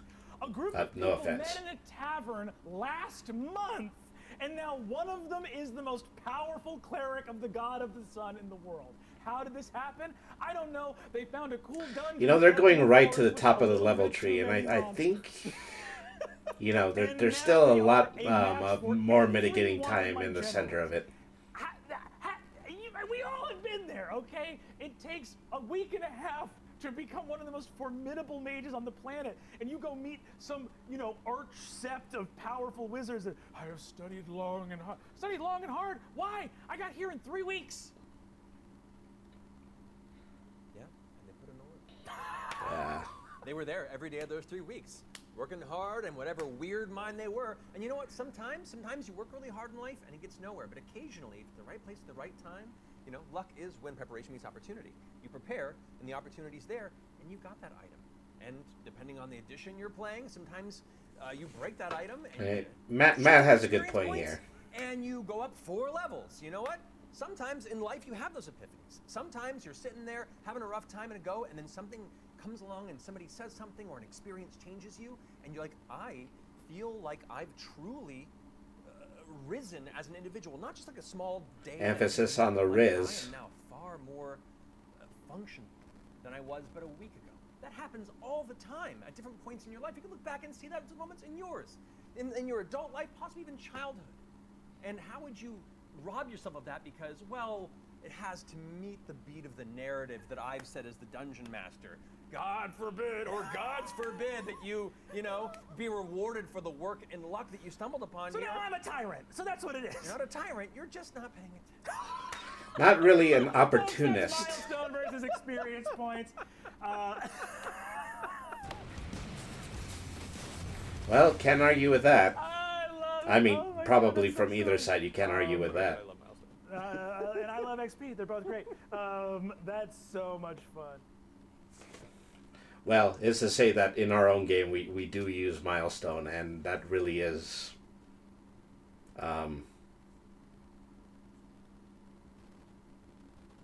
just as a means, because we're trying to run a show, and as a result of running a show, we do just want everybody to come together in the right way. I'm not sure how I feel about either. Well, also, it's a situation, where the game is probably the biggest defining factor. If a game is better played using XP, or if a game is better played using Milestone, you just kind of make that call together as a group, as a unified bunch of people playing TTRPG. And so I think this is going to be the last video for tonight. This is D&D Shorts, talking about top 5 more underrated but awesome subclasses in D&D. Here are 5 more underrated but awesome subclasses in D&D. Knowledge Domain Clerics. Yes, the nerdiest game in the world, D&D, has a dedicated nerd subclass, and it's actually really good.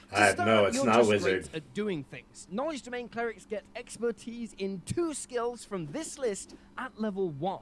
This concept rolls into your channel divinity as well. As an action, you choose one skill or tool, and for 10 minutes, you get proficiency with it. Instant stealth proficiency if you're sneaking, or athletics proficiency if you're gonna suplex a fool is awesome, but the tools are the real sleeper hit here. Thieves' tools for lockpicking, disguise kit for disguising, cook's utensils for whipping up a healthy meal. There's a ton of mechanically powerful and roleplay awesome stuff you can do here.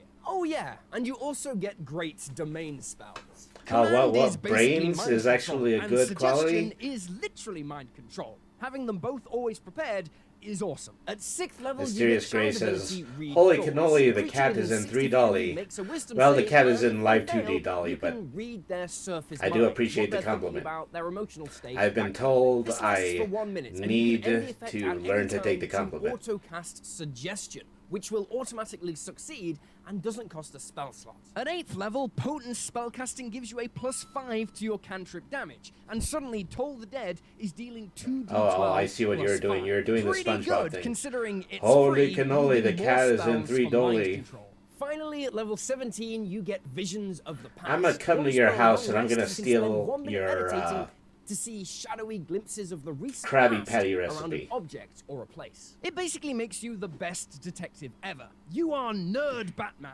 So, Robin, basically. Not only are knowledge domains powerful That's and actually a flavorful, good one. but they're also like the DM's favorite subclass ever.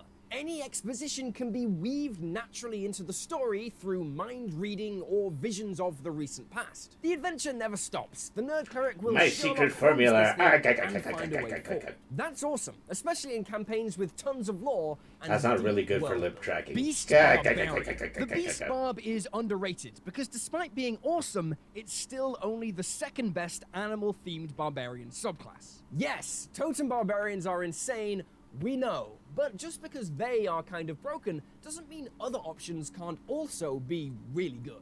Each time Beast Barbs rage, you get to transform werewolf style, manifesting a natural weapon that uses your strength modifier. claws, tail, or bite. It's Your bite the attack rubber deals boots. 1d8 To be piercing fair, damage and they regains were a little bit of fried. hit points once per turn when you hit someone. Your claws give you an additional attack once per attack action. Buys as long the as both flipper of your hands slippers. are empty, with each claw dealing 1d6 damage each. Tail gives you a reach attack, so you can hit from 10 feet away, dealing 1d8 piercing damage. Also, if a creature within 10 feet of you hits you with an attack, you can use a reaction to swipe your tail, adding 1d8 to Oh, your sure. AC, You know, all of this is potentially great for a causing that person who attack to turns miss. into All an of these animal. are great, and you get to We don't choose have each such time you options when rage we which already one you started out have. as an So animal. you can mix things up if you want a change of pace, or if the situation calls for it. Then, at 6th level, all your beast form attacks become magical, and you get the power to adapt your form to suit your surroundings. When you finish a short or long rest, you can choose one of these benefits to have until your next rest. Swim speed. You gain a swim speed equal to your walking speed, and you can breathe underwater. Climb Toxin, speed. You gain a squeaky climb boots. speed equal to your walking speed, and you Squeaky, can climb squeaky, upside squeaky. down on ceilings and on difficult surfaces without needing to make a check. Squeaky, a When squeaking, you jump, a you can make squeaking, an squeaker. athletics check and extend your jump by a number of feet equal to that check's total. Not gonna lie, this one's pretty bad compared to the others. Still, the versatility of getting to pick the one you want after every single rest, and the flavor of being this ever-shifting, adapting monster is really cool. At 10th level, you get Infectious Fury. When you hit a creature with a natural weapon attack while in beast form, they need to make a wisdom save or be cursed with one of the following effects of your choice. First option, the creature uses their reaction to make a melee attack against a creature of your choice that you can see. This is Oh, you're funny, fluent in forcing squirrel? enemies to attack each other, but it Were can you a also squirrel be scout? really good against an enemy spellcaster. Forcing I mean, them you to missed waste the their lore reaction section, on a is that weak I happen to melee attack, know so your party a, can force through a powerful quite a few spell talking without getting squirrels. counterspelled. Second option, the target takes 2d12 psychic damage. Honestly, this is the one you'll use most of the time. That's pretty good damage. You can curse creatures this way a number of times equal to your proficiency bonus per long rest. Finally, at level 14, you get Call the Hunt. When you rage, you choose willing creatures within 30 feet of you I'll have to catch equal up to on your that when Constitution I am the modifier, bond. and you gain 5 temporary Oh hit yeah, points absolutely. for But I each will one. show the Then video at all the of end of the those stream, creatures so get to at add least you'll get to 1d6 see the damage videos. to 1 damage roll per turn. You can use this feature your PB times per long rest, which basically means every time you're raged, you're going to be turning the team into a beast squad and kicking ass as a pack. If you want to play a powerful barbarian that really ties flavor and game mechanics together, this is the best option out there. To continue the serious content lately, here's a serious ad. Come on, we gotta get back! Where's Jimmy? Tommy! Tommy! Oh God! Jim! They got me, Tommy! The bastards got me. You're gonna be okay. For a half a second, I thought You're gonna go home. the sound Come was on, bleeding baby, outside of go. my He needs headphones. you to get home. Ah, it's too late, Tommy. Just promise me one thing. What is it? Get the Wormwood modular gaming table. There's Wormwood again.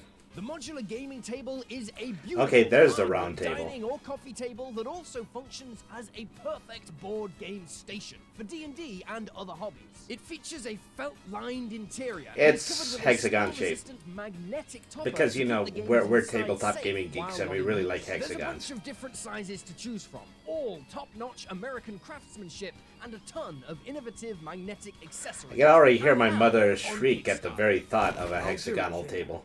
I'll get the Wormwood modular gaming table. And remember, Tommy, the earliest pledges get the fastest delivery. So order soon. Jimmy! Jimmy! No! Yeah, good luck finding a tablecloth. Yeah, that would be something really important to my mom. A tablecloth. This serious ad was brought to you by Wormwood. Kickstarter link in description.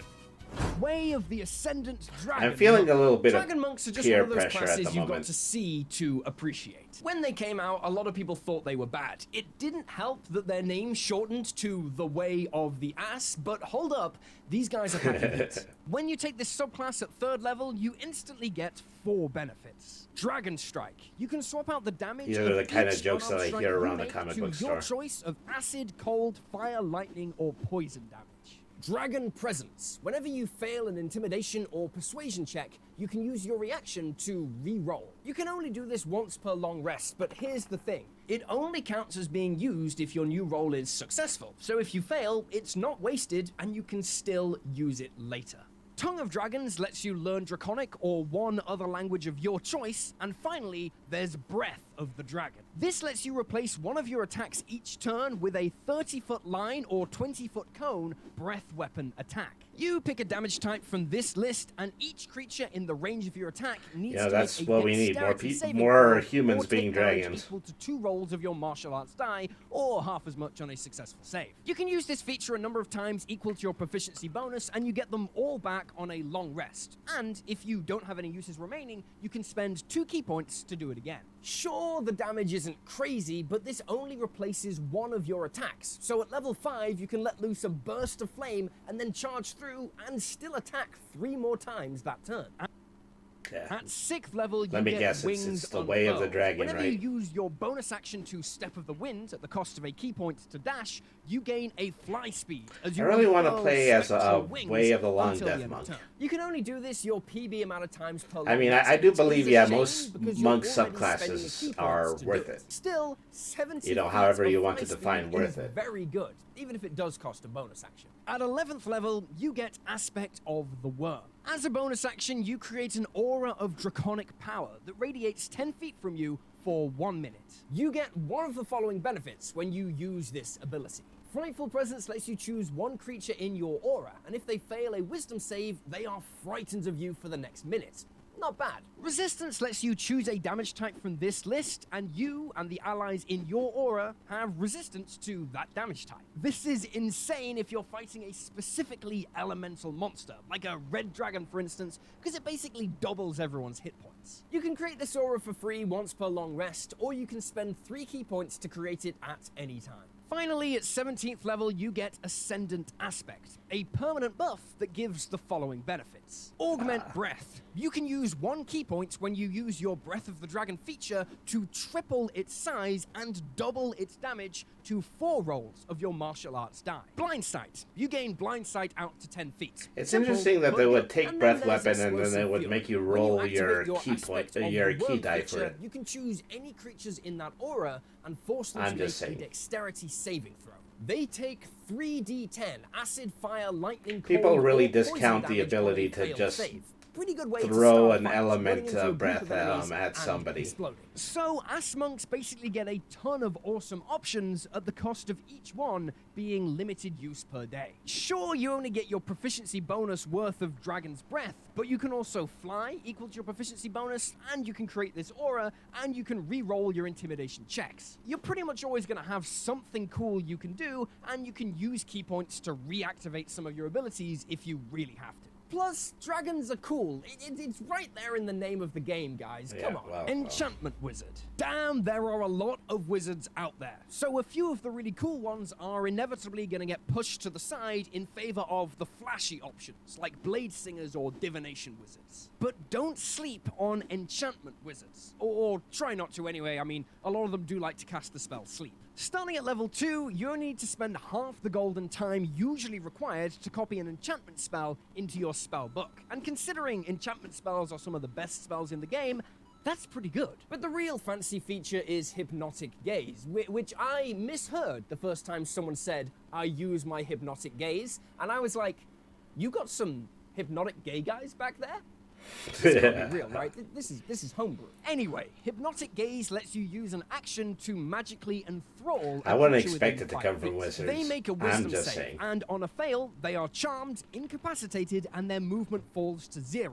Basically, they can't do anything. Then you can extend this effect as long as you want by using your action each turn to maintain it and staying within 5 feet of your target. If the target takes damage, the effect ends, but otherwise, it's a permanent lockdown for just 1 failed save. Your allies can tie up the creature or stuff them into a bag of devouring. As long as it doesn't actually take damage, it's trapped. Yeah, this one especially is Yeah, how are you going to totally get broken a with the right bag items of to devour. devouring? The only downside is you have to get within 5 feet of an enemy creature to try this, so have Misty Step on hand in case it doesn't work. At 6th level, you get Instinctive Charm. Whenever a creature within 30 feet tries to attack you, before you know whether it's a hit or a miss, you can use your reaction to change that attack to target someone else. The Man, attacker I makes a already wisdom got save, and if Instinctive they fail, Charm. They instead attack the creature nearest to them that isn't themselves or you. So obviously, you're going to want to use this one to force enemies to attack each other and protect yourself. Just remember that it doesn't work on enemies who can't be charmed.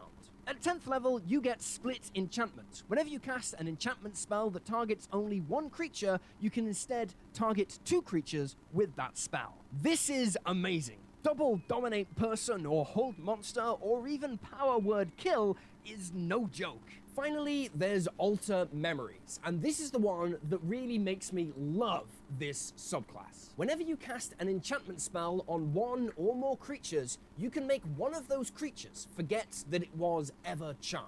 Also, once before the spell ends, you can use an action to make the creature forget some of the time it spent charmed. They make I've an already intelligence save, forgotten and on a why fail, this they was so lose cool. memory of a number of hours of time equal to your charisma modifier +1. This is pure roleplay. You can dominate a guard and force them to assassinate the king, and then make them forget they were charmed and forget they ever did the murder. You can suggest a prince gives you his prize steed, and then forget he ever did so. It's just crazy fun, and rewards creativity and unusual approaches to solving problems. If you like your D&D to be more than just attacking creatures and grinding through combat, Enchantment Wizards are definitely an S-tier choice. They're as powerful as the strongest Yeah, wizard does subclasses Amazon know in a that you much got more that clip? subtle way. College of Spirits Bard. These bards are all about storytelling and spirits. The ghost kind, not the alcohol kind. At 3rd level, you get the guidance really? cantrip, I best would have cantrip guessed in that 5e with an it extended would have been the range alcohol of kind. 60 feet. You can also use There is a bard who terrifying is taming object the Green like Fairy. a skull or a spirit board or a candle as your spellcasting focus. Are candles scary? I don't know. Most importantly, though, you get tales. So in from earlier life, letting versions you of reach Brainy, out to the Brainy spirits character, and tell I their actually did use a stories candlestick through you. as You can use a bonus action arcane and magical a bardic focus. inspiration die to roll on the spirit. It didn't make table. an awful lot of The sense, table though, of so stories now that it's just a spirits hat. direct you to share. Each story has a different power, so you're basically rolling your inspiration die for a random effect that you can later use as an action. The cool thing is that as your bardic inspiration die gets bigger as you level up as a bard, the number of stories you unlock also grows. and It's they still a get little more bit powerful. thematic. I mean, if you Stories can do imagine stuff me as a like cat give wearing creature pajamas, advantage then on you wisdom, definitely intelligence, and could charisma just throw saves the for candlestick 1 in minute, there. or give out a load of temporary hit points, or even damage and stun a creature for a full round.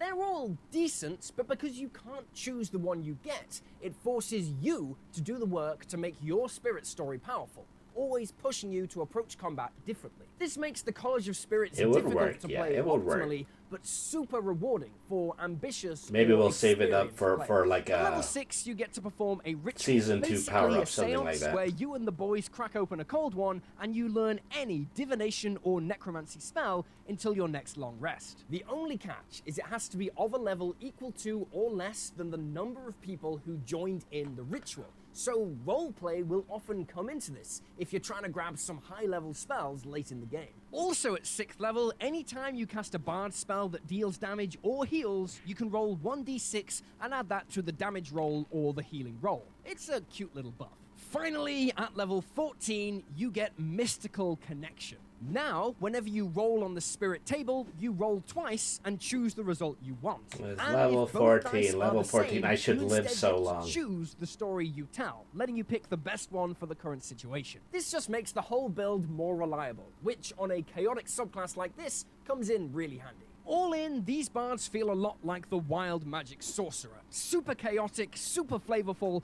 and really fun. If you're a gambler or you like adding a little randomness to your gameplay, the Spirits Bard is going to be the one for you. This month marks the 1-year anniversary of the DM Secret Weapon magazine, and to celebrate, you can get an epic bumper pack of all the past 12 issues in one place at a huge discount and You remember 2 magazines? free bonus adventures. I remember Plus when there over were Dungeons and 600 Dragons pages magazines. of It's amazing not stuff. a Over market 18 that they're new maps, particularly 12 interested new in subclasses, anymore. 12 new races, and 14 ready-to-play adventures. Plus a bunch of rules expansions to the game, and feats and spells and other awesome stuff. Check that out at dndshorts.com, link up here and also down there. And remember, you can get all future issues on Patreon as well, link in description. Remember to like and subscribe, check out other videos on the channel, and I'll see you next time.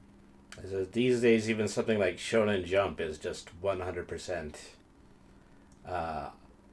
PDF at this point. Alrighty.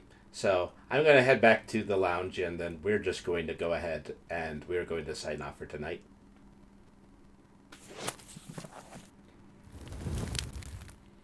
All right, so I want to give extra special thanks to anybody who was in the chat tonight, because this was a very important stream, the culmination of an awful lot of work. Doing live 2D modeling, making the lore videos, and just doing everything I can in order to share, just the basic backstory of this VTuber.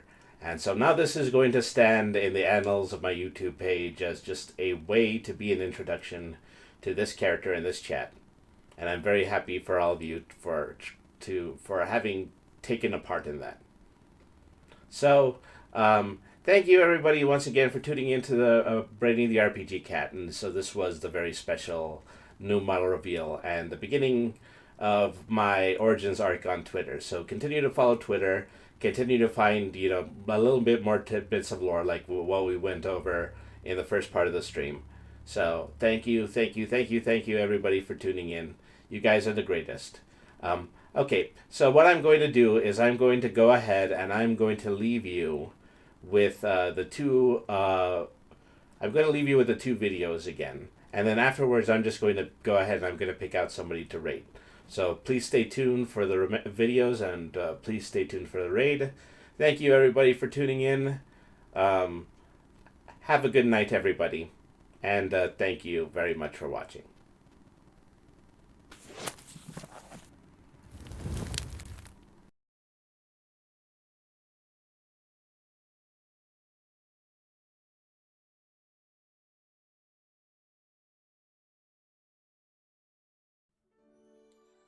This is the story of Brainy the RPG cat, and in many ways it's a very typical story.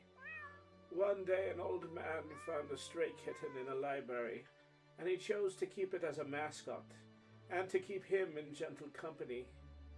But this was no ordinary old man, for he was Bosch, the high elf headmaster of the Library of Dinah, a very not ordinary library dedicated to the goddess of all living knowledge. And before long, Bosch would learn that this was also no ordinary cat.